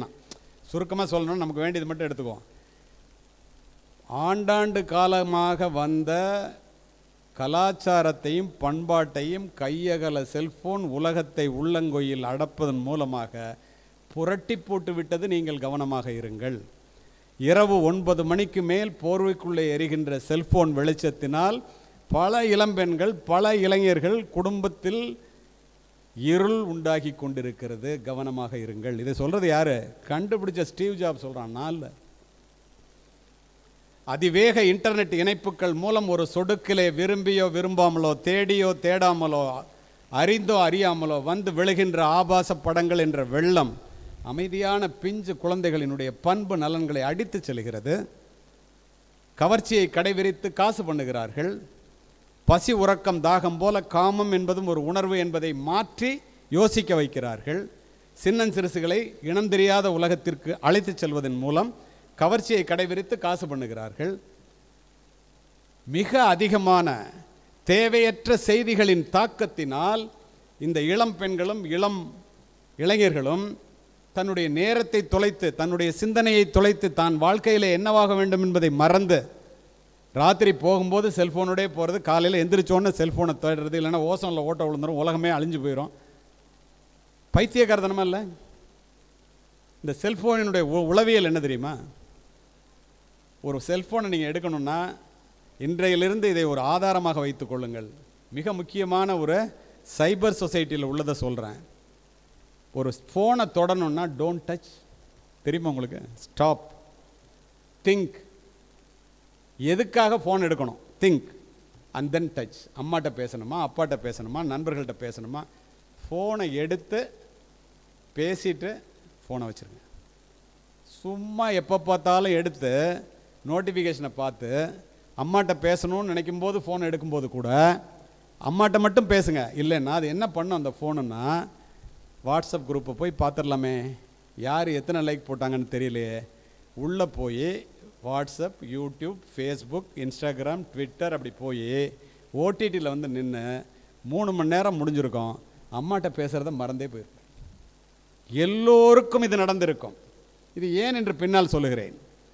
அப்போ ஒரு ஃபோனை எடுத்து பேசணும்னா stop, think and then touch. நேரிலே பேசுவதற்கு சங்கோஜப்படுகின்ற எதையும் செல்போனிலே பகிர்ந்து கொள்ளாதீர்கள். நான் திருவாசகத்திட்ட ஒன்று பாராட்ட வேண்டிய ஒரு விஷயத்தை நான் பார்த்தேன். காவல்துறை அதிகாரிகளாக நாங்கள் செய்கிறது இது. என்னிடம் இதுவரை இத்தனை முறை ஒரு 10 தடவை பேசியிருப்பார். 10 தடவையும் வாட்ஸ்அப்பில் தான் பேசினார். ஒரு அரசியல்வாதி இப்படி இருக்கிறது எனக்கு மிகப்பெரிய ஆச்சரியம். பாராட்டியே ஆக வேண்டும். நல்லது பேசுகிறோமா கெட்டது பேசுகிறோமாங்கிறதெல்லாம் வேற. எண்டு டு எண்டு என்கிரிப்ஷன் உள்ள ஒன்றே ஒன்று, உங்கள்கிட்டேருந்து செய்தி போகும்போது பூட்டு, யார்கிட்ட போய் சேருதோ அவன் சாவியை போட்டு திறக்கும்போது திறக்கும். இடையிலே யாரும் அதை எதுவும் செய்ய முடியாது. எளிதாக யாரும் எதுவும் செய்ய முடியாது. எளிதாக உங்களாலாம் செய்ய முடியாது, ஆனாலும் அதையும் செய்ய முடியும். உங்களுக்கு ஆச்சரியமாக இருக்கும். ஜெஃப் பெசோஸ் யார்? அமேசானுடைய தலைவர், 8000 கோடி டாலருக்கு அதிபதி. அவனுடைய வாட்ஸ்அப் உரையாடல் திருட்டு போயிடுச்சு. நம்ப முடியுமா உங்களால்? சுஜாந்த் சிங் பெரிய ஆக்டர், நார்த்தில் செத்து போயிட்டான் சூசைட் பண்ணிட்டு. அவன் வாட்ஸ்அப் உரையாடல் எடுத்து தான் அவ்வளவு கருவிகள், அவ்வளவு முன்னேற்றம் வந்து விட்டது. அந்த வாட்ஸ்அப் உரையாடல் எடுத்து தான் தீபிகா படுகோனிலேருந்து யாரெல்லாம் சந்தேகப்படுறாங்களோ அவ்வளோ பேரையும் கூப்பிட்டு விசாரித்தாங்க. ட்ரக்கில் எதை வேண்டுமானாலும் காம்ப்ரமைசிங் பொசிஷன்லலாம் ஃபோட்டோவை எடுத்து எல்லாத்துக்கும் அனுப்ப வேண்டியது. கல்யாணம் ஆகிட்டு மாட்டிட்டு முழிக்க வேண்டியது. அதை வச்சு பிளாக்மெயில் பண்ணுவோம். செல்ஃபி தொட்டதுக்கெல்லாம் ஒன்று வச்சுக்கோங்க. Nothing is secret in the digital. நேரிலே பேசுவதற்கு சங்கோஜப்படுகின்ற எதையும் செல்போனிலே பகிர்ந்து கொள்ளாதீர்கள். நிஜ உலக ஆபத்திலிருந்து உங்களை காப்பாற்றிக் கொள்ள என்னவெல்லாம் செய்வீர்களோ, யாராக இருந்தாலும், இந்த நிழல் உலக ஆபத்திலிருந்து உங்களை காப்பாற்றிக் கொள்ள வேண்டும் என்றால் இதை நீங்கள் கடைப்பிடித்தே ஆக வேண்டும். இங்கேருந்து போகும்போது ஒரு முக்கியமான மெசேஜோடு நீங்கள் வெளியில் போகணுங்கிறதுக்காக இவ்வளவு படித்து சொல்கிறேன். அப்படி நீங்கள் செய்யலைன்னா செல்ஃபோன் திரைகளும் சின்ன திரைகளும் பெரிய திரைகளும் உங்கள் கையை பிடித்து அழைத்து கொண்டு போய் ஆபாச புதைகளிலே தள்ளி மூடிவிடும். எங்களுக்கெல்லாம் 30 வயசில் தெரியறது, உங்களுக்கு 15 வயசில் தெரியுது. மெச்சூரிட்டி வர்றதுக்குள்ளே நாலேஜ் வந்துருச்சு. ஒரு விதத்தில் நல்லது, ஒழுங்காக உபயோகப்படுத்தினால். இந்த செல்ஃபோன்லாம் எப்படி வடிவமைக்கப்படுதுன்னு உங்களுக்கு தெரியுமா? நீங்கள் என்ன பண்ணுறீங்கன்னு உங்களுக்கு தெரியுமா? அதிர்ந்து போவீர்கள். ஒரு நாளைக்கு இந்தியர்களிலே இளம் பெண்களும் இளைஞர்களும் 1000 மாணவர்கள், உங்களை போன்ற மாணவர்கள், கல்லூரி முடித்த மாணவர்கள், கல்லூரி படித்த மாணவர்கள், கல்லூரியில் படிக்கின்ற மாணவர்கள், டெல்லி, பாம்பே, கல்கட்டா, சென்னை 1000 பேர்ட்ட கணக்கெடுப்பு நடத்தினான். 70% மாணவர்களும் 27% மாணவிகளும் விரும்பியோ விரும்பாமலோ செல்போனிலே ஆபாச படங்களை பார்க்கிறார்கள்.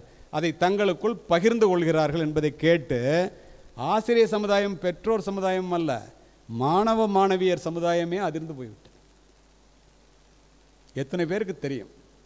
இந்த இளைஞர்கள், இளம்பெண்கள் ஒரு நாளைக்கு 150 முறை இந்த செல்போனை எடுத்து பார்க்குறீங்களாம். 150 தடவை. இந்த இளைஞர்கள், குறிப்பாக இந்திய இளைஞர்கள்,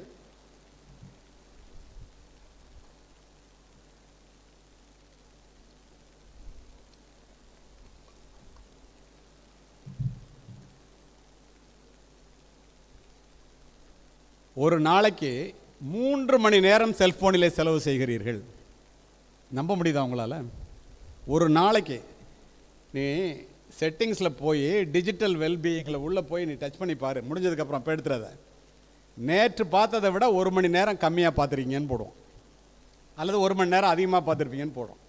நீ நேற்று 9 மணி நேரம் பார்த்துருந்தேன்னா இந்த 1 மணி நேரம் தான் உனக்கு கண்ணுக்கு தெரியும். நேற்று எத்தனை மணி நேரம் பார்த்தீங்கன்னு காமிக்க மாட்டான். ஏன்? செல்ஃபோனை நீங்கள் யூஸ் பண்ணுறீங்களா, செல்ஃபோன் உங்களை யூஸ் பண்ணுதா? சமீபத்தில் அமெரிக்க செனட்டில் ஃபேஸ்புக்கோட சிஇஓ, இதெல்லாம் உங்களுக்கு பரிசைக்கு தேவையான பாயிண்ட்டாகவும் இருக்கும், ஃபேஸ்புக்கோட சிஇஓ மார்க் ஜூக்கம்பெர்க் அமெரிக்க செனட்டில் கூப்பிட்டு கேட்டான், ஏன்டா ஃபேஸ்புக்கு அந்த அப்ளிகேஷனை டவுன்லோட் பண்ணுறதுக்கு 1 பைசா கூட நீ வாங்குறதில்ல, மில்லியன் ட்ரில்லியன் டாலராக சம்பாதிக்கிறியே, எப்பட்றான்னு கேட்டான். அவன் சிரிச்சுக்கிட்டே சொன்னான், சார், தமிழில் சொல்கிறேன், அவன் சொன்ன பதில, தவிர்க்கவே முடியாதபடி ஒளிருகின்ற விளம்பரங்கள் தான் சமூக ஊடகங்களினுடைய மிகப்பெரிய வருமானமே. நீ பார்க்குற செய்தியே மிகைப்படுத்தப்பட்ட செய்தி அல்லது தவறான செய்தி அல்லது ஒவ்வொரு சேனலும் அவன் விருப்பத்துக்கு சொல்லுவான். எதுவும் முழுமையான உண்மை கிடையாது. அதை பார்க்குறதுன்னா புறப்படுற நேரத்தில் நடுப்பில் முடிக்கிற வரைக்கும் நீ விளம்பரத்தை பார்க்கவே முடியாது. உன்னுடைய நேரம், இந்த நேரம், வாழ்க்கையிலே உன்னை வடிவமைத்துக் கொள்கின்ற இந்த நேரம் விளம்பரத்தை பார்ப்பதற்காகவா ஒதுக்கப்பட வேண்டும்? அப்படி ஒதுக்கினா உருப்பட முடியுமா? சர்வைவல் ஆஃப் த ஃபிட்டஸ்ட் இல்லை. சமீபத்தில் நீட் தேர்வுலையும் ஜேஇ அட்வான்ஸ்லையும் இந்தியாவில் முதல்ல வந்தவங்களை பாராட்டுறதுக்கு நானும் ஒரு முதன்மை செயலாளரும் ஜெய்ப்பூருக்கு அழைக்கப்பட்டிருந்தோம். மேலே வந்தவொடனே எப்படா இந்தியாவில் ஃபஸ்ட்டு மார்க் 720க்கு 720 வாங்குகிறான், 320க்கு 360 மார்க்கு ஜேஇ அட்வான்ஸ்க்கு வந்துடுவோம். 200 மார்க் வாங்கினாலே பாம்பே ஐஐடியில் கிடைக்கும். ஒரு வருஷத்துக்கு 85 கோடி. தெரியுமா உங்களுக்கு? 85 கோடி. உங்களை மாதிரி படிக்கிறோம், இன்ஜினியரிங் படித்தவங்க நிறைய பேர் இருப்பீங்க. நம்ம எத்தனை ஆயிரம் ரூபாய்க்கு சம்பளத்துக்கு போகிறோம், அவன் எத்தனை ஆயிரம் ரூபாய்க்கு சம்பளம் போகிறான்னு பாருங்கள். இதெல்லாம் எப்படா முடியுதுன்னு கேட்டால் அவன் 340 மார்க் வாங்குறான். 250 வாங்கினாலே நல்ல மார்க்கு, 340 மார்க் வாங்குறான். அவன்கிட்ட கேட்டேன், இதுக்கு எப்படா படிக்கிறீங்க? என்ன 10th 11th 12th college cellphone பக்கம் தலை வச்சு படுக்கல சார், சமூக மீடியாவை பார்க்கவே இல்லை சார், எங்களுக்கு என்ன படிப்போ அதுக்கு தேவையை தவிர வேறு எதுவும் பார்க்கறது இல்லை சார். ஒரு நாளைக்கு 7 மணி நேரம் படித்தோம் சார், ஒரு நாளைக்கு ஒரு பரீட்சை எழுதுவோம் சார், மீதி நேரம் பூரா கிரவுண்டில் கொஞ்சம் எங்களை ரிலாக்ஸ் பண்ணிக்குவோம் சார், இதை தவிர இங்கே வேறு வேலையே கிடையாது சார். இன்றைக்கு நான் அந்த மார்க் வாங்கியிருக்கேன் சார். நம்ம 7 மணி நேரம் செல்ஃபோன் பார்க்குறோம். அவனோட நீங்கள் போட்டி போட முடியுமா? அப்போ போட்டி போட வேண்டும் என்றால் எதை செய்ய வேண்டும்? செல்ஃபோனை தவிர்த்து புத்தகங்கள் பக்கம் வாருங்கள். இது ஒன்றுதான் வழி. நீங்கள் உங்களிடம் எல்லா திறமையும் இருக்கிறது, எல்லா ஆற்றலும் இருக்கிறது. வரும்போது கூட சொல்லிட்டு வந்தேன் திருவாசத்திட்ட, அவ்வளவு கிராமப்புற மாணவர்களிடம் மிகப்பெரிய திறமை கொட்டி கிடக்கிறது. எல்லாத்தையும் வீணாக செல்ஃபோனில் தொலைக்கிறாங்க, தன்னுடைய வாழ்க்கையில் பெரும்பாலான நேரத்தை வீணாக கழிக்கிறார்கள் அப்படின்னு சொல்லி மார்க் ஜூக்கம்பெர்க் சொல்கிறான். மிக பெரிய புத்திசாலிகளால் இந்த செல்ஃபோன் அப்ளிகேஷன்ஸ் வடிவமைக்கப்படுகிறது. ஏன் தெரியுமா? உங்களுடைய மன வெளிச்சியை கிளப்பி உணர்ச்சிகளை தூண்டி செல்ஃபோனுக்கு முன்னை முடக்கி போடுவது எப்படி என்பதற்காக கோடிக்கணக்கான டாலர்களை கொட்டி செலவு செய்து தான் பணம் சம்பாதிக்க வேண்டும் என்பதற்காக இந்த அப்ளிகேஷன்ஸை உருவாக்குபவர்கள் உங்களுக்காக ரூம் போட்டு யோசிக்கிறான், கோடிக்கணக்காக செலவு பண்ணுறான். மிகப்பெரிய புத்திசாலிகள் வலை விரிக்கிறான், அதிலே போய் நீங்கள் மாட்டிக்கொள்கிறீர்கள். உங்களுக்கு ஆச்சரியமாக இருக்கும் நான் சொல்கிறது.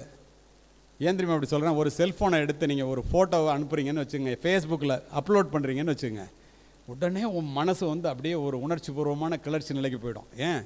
எத்தனை பேர் பார்ப்பான், எத்தனை பேர் லைக் பண்ணுவான், ஏதோ உலகத்திலேயே நடக்க போகிற மாதிரி. நீ பார்க்கலைன்னா கூட கேட்கலைன்னா கூட யூ ரிசீவ் 10 லைக்ஸ்னு போடுவான். உடனே நீ என்ன நினைப்ப, 10 பேர் லைக் பண்ணிட்டாண்டி, குறிப்பாக பெண்கள்.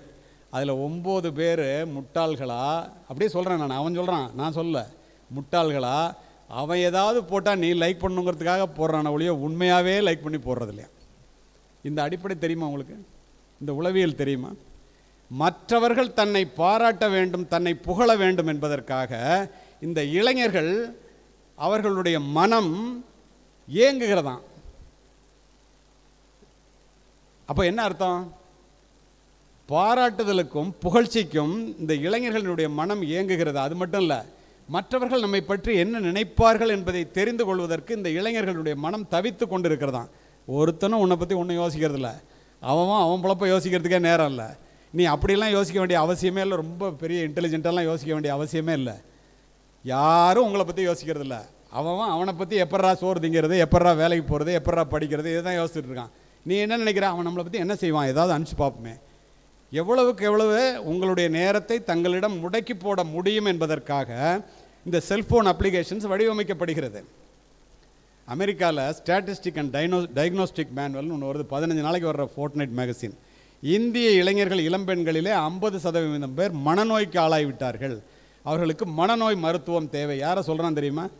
ராத்திரி போகும்போதே செல்ஃபோனை எடுத்துகிட்டு பெட்ரூமுக்கு போனாக்க, காலையில் எந்திரிச்சோன்னே செல்ஃபோனை தேடினாக்க, ராத்திரி பூரா 2 மணி வரைக்கும் செல்ஃபோனை பார்த்துட்டு வெளியில் வரும்போது பட்டன் போட்டோமா இல்லையான்னு கூட தெரியாமல் பைத்தியக்கார மாதிரி நடந்தாக்க, காலையில் எந்திரிச்சோன்னே எக்ஸசைஸ் பண்ணலாமா, நம்ம இன்றைக்கி என்ன செய்யலாம், இதெல்லாம் சிந்திக்காமல் எவன் செல்ஃபோனை தேடுறானோ அவன்லாம் மனநோயாளியான்.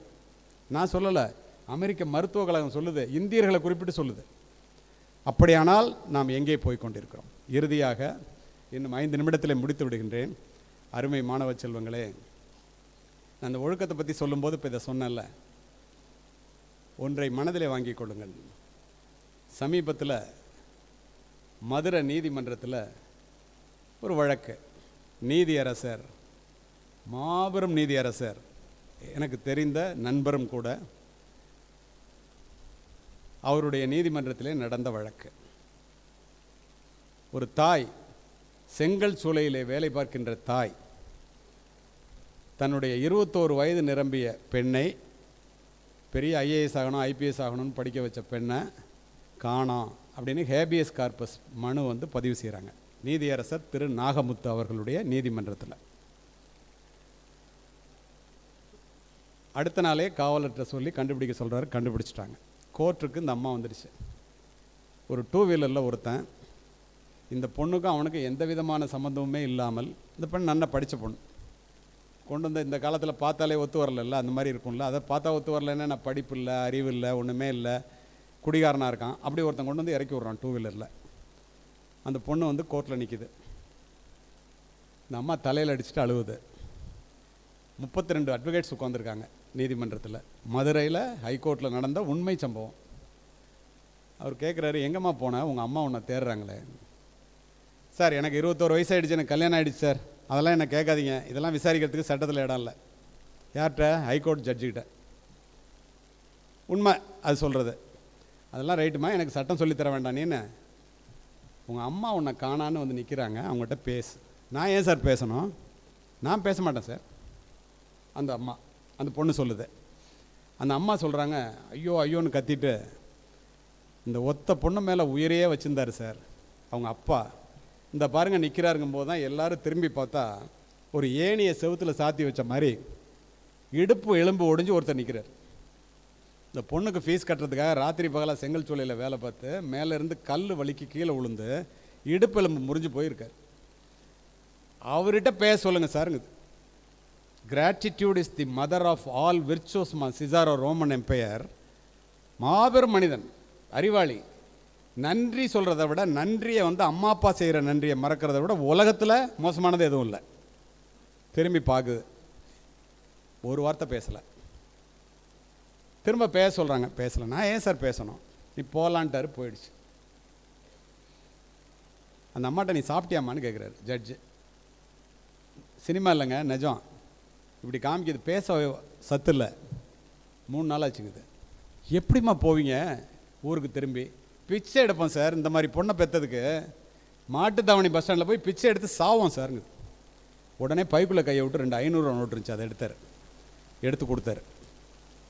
கோர்ட்டில் இருந்த அவ்வளோ பேரும் பைக்குள்ளே கையை விட்டு அந்த நிகழ்ச்சியை பார்த்து, எல்லாருமே மனிதர்கள் தானே, அதுவும் தமிழர்கள் அல்லவா, எவ்வளோ பணம் இருக்கோ அட்வொகேட்லேருந்து எல்லாரும் எடுத்து இருக்கிற பணத்தை கொடுத்துட்டாங்க. 57,000 சொச்ச ரூபா சேருது. அந்த அம்மா 1 பைசா வாங்க மாட்டேங்க. எல்லோரும் சேர்ந்து கட்டாயப்படுத்தி ஒரு ஆளை போட்டு ஆட்டோவில் வச்சு போய் சாப்பிட வச்சு பஸ்ஸில் ஏற்றி விட்டுவாங்கன்னு அனுப்புகிறார். இதற்காகவா உங்களை படிக்க வைக்கிறார்கள்? உங்கள் பக்கம் வர்றேன். 6 மாதத்துக்கு முன்னாடி ஒரு அம்மா 10 பாத்திரம் தேய்ச்சி கணவனை இழந்த விதவை தாய் சிங்கப்பூரில் வேலை வாங்கி கொடுத்து அனுப்பிச்சிருச்சு. 2 வருஷம் வந்துட்டு போனால், அடுத்த 2 வருஷம் பேசுகிறதே இல்லை. படாத பாடுபட்டு நம்பரை வாங்கி நண்பர்கள்ட்ட வாங்கி பேசியப்பா, எல்லா தாயும் சொல்கிற மாதிரி சொல்கிறேன்டா, கல்யாணம் பண்ணிக்கடா, பேரப்பிள்ளையை பார்த்துட்டு செத்து போகிறேன். அந்த தாய் அப்படி. தாய் எப்படிப்பட்ட தாயின்னு உங்களுக்கு தெரியும்.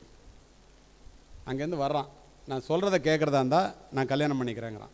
என்ன செய்யணும்னாலும் சொல்கிறாங்க, நான் பேரப்பிள்ளையை பார்க்கணும், சாக போகிறேன், எல்லாத்தையும் விற்றுருங்கிறான். இருக்கிற வீடு வயல் மீதி இருந்தது எல்லாத்தையும். கொஞ்சம் வீட்டை விற்கும்போது கூட பிறந்தவன் சொல்கிறான், வீட்டை ஏண்டி விற்கிற, செத்து போனேன்னா போட்டு அழுவுறதுக்கு, பணம் போட்டு அழுவுறதுக்கு இடம் வேணும். அதெல்லாம் கேட்கல. பெத்த மனம் பெத்து பிள்ளை மனம் கல் இல்லவா, பணத்தை வாங்கிட்டான். இந்த அம்மாவை அழைச்சிட்டு திருச்சி ஏர்போர்ட்டுக்கு வரான். போகலாம், சிங்கப்பூரில் எல்லாத்தையும் காமிக்கிறேன்னு. ஏர்போர்ட்டில் வெளியில் உட்கார வச்சுட்டு உள்ளே போனோம். டிக்கெட் எடுத்துகிட்டு வரேன்ட்டு. அங்கே போய் டிக்கெட் எடுக்கலாமான்னு கூட அந்த அம்மாவுக்கு தெரியாது. என்ன நினச்சி தெரியுமா, 12:30 மணி வரைக்கும் வரல. என்கிட்ட வேலை பார்த்த மணிராஜன் ஒரு இன்ஸ்பெக்டர் இமிக்ரேஷனில் இருக்கார். சிசிடிவியில் பார்க்குறாரு, 5.5 மணி நேரமாக எந்திரிக்காமல் ஒரு அம்மா உட்காந்துருக்கு. போய் ஏர்போர்ட் ஆஃபீஸர்கிட்ட சொல்கிறார், எல்லா ஃப்ளைட்டும் வந்துருச்சு, எல்லா ஃப்ளைட்டும் போயிடுச்சு, ஒரு அம்மா உட்காந்துருக்கு சார். அவரும் பார்க்குறாரு, ஒரு காஃபி வாங்கிட்டு போகிறார்.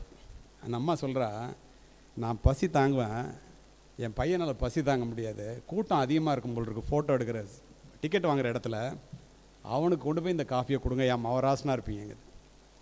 அம்மா எல்லா ஃப்ளைட்டும் போயிடுச்சுமா, உன் பையன் பேர் என்ன, சண்முக சுந்தரம்னு சொல்லுது. போய் பார்த்தா அவன் 11:30 மணிக்கு சிங்கப்பூர் ஏர்போர்ட்டில் போய் இறங்கிட்டான். தான் ஏமாற்றப்பட்டோம் என்பதை உணர்ந்து கொண்ட அந்த தாய் தன்னுடைய வாழ்க்கையை எப்படி முடித்து கொண்டாள் என்றால் நீங்கள் அதிர்ந்து போவீர்கள். இதற்காக உங்களை பெற்று வளர்க்கிறார்கள், இந்த பாடுபடுகிறார்கள். தாயிலிருந்து தான் தலைமுறை தொடங்குகிறது. ஒவ்வொரு தாயும் ஒரு வரலாறு. தலைமுறை மாற்றத்தை உருவாக்கக்கூடிய தகுதி படைத்தவள் இந்த உலகத்தில் தாய் மட்டுமே. மாதா வயிறறிய வாழா ஒரு நாளும் என்கிறார் வாரியார். மாதாவை ஒரு நாளும் மறக்க வேண்டாம் என்கிறது உலக நீதி. அன்னையும் பிதாவும் நுண்ணறி தெய்வம் என்கிறது கொன்றை வேந்தன்.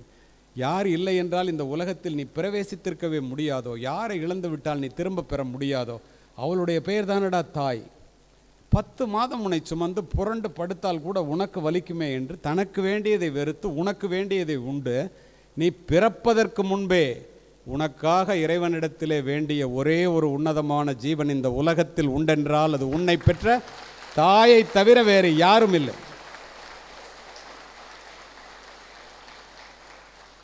தாயை போற்றி வீழ்ந்தவனும் இல்லை, தாயை தூற்றி வாழ்ந்தவனும் இல்லை.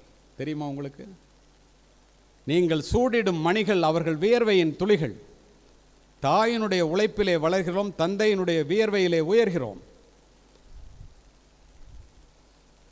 வீட்டிலே சோறு சூடாக இருந்தால் அப்பா சாப்பிடுவார், சோறு நல்லா இருந்தால் நீங்கள்லாம் சாப்பிடுவீங்க. சோறு மிச்சம் இருந்தால் மட்டுமே உன்னை பெற்ற அம்மா சாப்பிடுவாள். தெரியுமா உங்களுக்கு? வெளியிலே போயிட்டு வீட்டிற்கு வருகின்ற பிள்ளை மழையிலே நனைந்து வந்தால், ஏண்டா கொடை எடுத்துகிட்டு போயிடக்கூடாதான் பாரு அப்பா, மழை விடுற வரைக்கும் ஓரமாக ஒதுங்கிட்டு வரக்கூடாதான்னு சொல்லுவான் அண்ணன். பெற்ற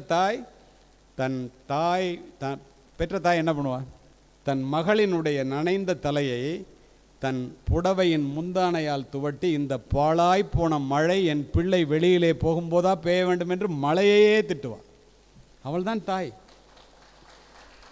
கோடிக்கணக்கான யூதர்களை கொன்று குவித்த ஹிட்லர் கூட 2ஆம் உலகப் போருக்கு பின் தன்னைத்தானே துப்பாக்கியால் சுட்டு கொண்டு இறக்க வேண்டும் என்று நினைத்த போது என்ன செஞ்சான் தெரியுமா?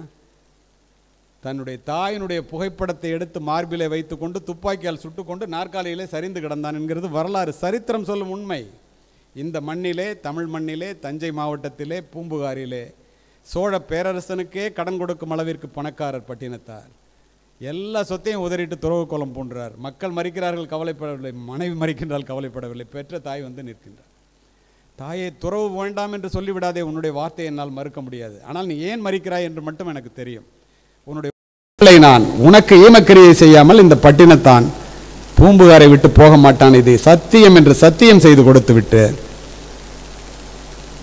தன் தாய் இறக்கும் வரை பிச்சை எடுத்து உண்டார் சத்திரத்தில் தங்கி. தன் தாய் இறந்த செய்தியை கேட்டவுடன் பதறி அடித்து பட்டினத்தார் சுடுகாட்டிற்கு ஓடி, அவர் சொன்னதை சொல்லிட்டு முடிக்கிறேன் ஒரு நிமிஷத்தில். என்ன சொன்னார் தெரியுமா? நல்ல தமிழ் புரிஞ்சுக்கிறீங்க எல்லாரும், அதனால தான் தமிழில் பேசுறது. இதயத்தை தொடணும்னு சொன்னல, 2 திங்களாய் அங்கமெல்லாம் நொந்து பெற்று பை கலன்ற போதே பரிந்தெடுத்து செய்ய இரு கைப்புறத்தில் ஏந்தி கனகமுளை தந்தாலை எப்பிறப்பில் காண்பேன். இனி பெற்று வளர்த்து பாலூட்டி சீராட்டி வளர்த்த தாயே, விரல் பிடித்து தலைவாரி பூச்சூடி நடைபழக்கி செத்து போயிட்டே உன்னை எப்போ பார்ப்பேன் நான்? முந்தி தவம் கிடந்து 300 நாள் அளவும் அந்தி பகலாய் சிவனை ஆதரித்து தொந்தி சரிய சுமந்து என்னை பெற்ற தாயார் தனக்கோ எரிய தளல் மூட்டுவேன்.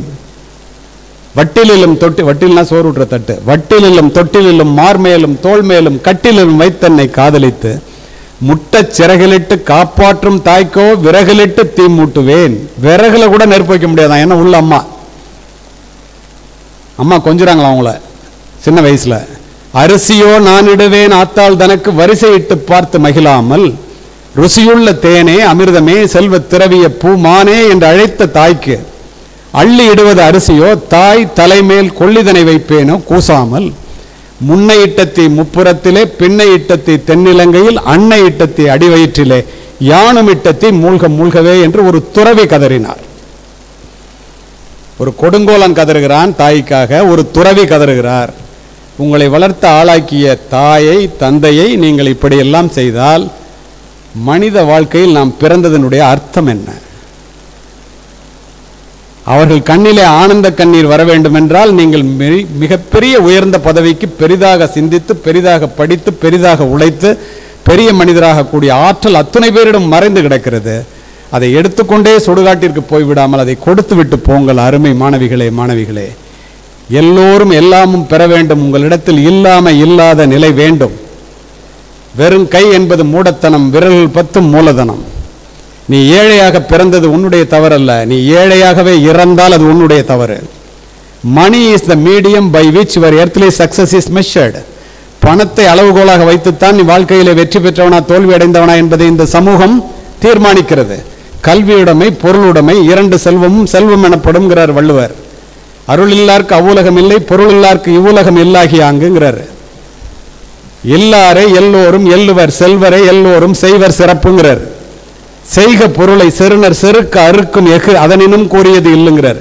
உன்னுடைய எதிரியோட ஆணவத்தை அடக்குவதற்கு பணத்தை செய்டா, முறையான வழியில் அந்த பணத்தை செய்ய, அதை விட ஆயுதம் வேற ஒரு உண்மையே இல்லைன்ட்டாரு. முறையான வழியில் என்ன, எப்படி சம்பாதிக்கணும்? உழைத்து சம்பாரி. அறம் ஈனும் இன்பமும் ஈனும் திறனறிந்து தீதின்றி வந்த பொருள். சிறப்புடை மரபின் பொருளும் இன்பமும் அறத்து வழிபடும். அழக்கொண்ட செல்வம் அழப்போம், இழப்பினும் பிற்பயக்கும் நற்பால் அவைங்கிறார். என்ன அர்த்தம்? ஒருத்தனை அழுக வச்சு வைத்தறிச்சல் பண்ணி அவன்கிட்ட பணத்தை சம்பாதிச்சா உன்னை அழ வச்சுட்டு தாண்டா அது போகுங்கிறார். ஆப்ரஹாம் லிங்கன் அமெரிக்க ஜனாதிபதியாக இருக்கும்போது நீங்கள்லாம் படிக்கிற கல்லூரி முதல்வருக்கு ஒரு கடிதம் எழுதினார். உழைப்பின் மூலமாக வருகின்ற $1 உழைப்பு இல்லாமல் வருகின்ற $100 விட சிறந்தது என்பதை என் பிள்ளைகளுக்கு சொல்லித்தாருங்கள்னு எழுதினார். Education brings you job, job brings you money, money buys you asset, asset brings you wealth, wealth gives you financial freedom. பணம் இல்லைன்னா ஒரு நாய் கூட மதிக்காது நம்மளை. There is no free lunch in the world. அந்த பணத்தை முறையான வழியில் சம்பாதிக்கணும். அதுக்கு உங்கள்கிட்ட இருக்கிறது உழைப்பும் உங்களுடைய அறிவும். அந்த அறிவை தருவது வாசிப்பும் கல்வியும். அதை வைத்து நீங்கள் ஒரு வேலையை வாங்கி அந்த வேலையின் மூலம் பணத்தை சம்பாதித்து அதன் மூலம் பெரிய ஆளாகிறது தான் வாழ்க்கையில் மனதில் அமைதியையும் மகிழ்ச்சியையும் கொடுக்கும். தவறான வழியில் பணம் சம்பாதிச்சா இந்தியா அமைதியையும் மகிழ்ச்சியையும் இழந்த கோடீஸ்வரர்களால் நிரம்பி கொண்டிருக்கிறதுங்கிறார் ராபின் சர்மா. அப்படி ஆக வேண்டிய அவசியம் இல்லை. முறையான வழியில் சம்பாதிச்சு அம்மா அப்பாவை உயர்த்தி நீங்கள் வாழ்க்கையிலே உயர வேண்டும். இத்துணை நேரம் அமைதி காத்த அத்துணை நல்ல உள்ளங்களுக்கும் வாய்ப்பு கொடுத்த திருவாசகத்திற்கும் நெஞ்சார்ந்த நன்றி, வணக்கம். அறுவை சிகிச்சையில் கத்தை என்பது வரலாறு. ரோபோட்டிக் சர்ஜரி என்பது இன்றைய கூறு. தங்கம் புற்றுநோய் சிகிச்சை மையம், நாமக்கல் மற்றும் கான்பூர்.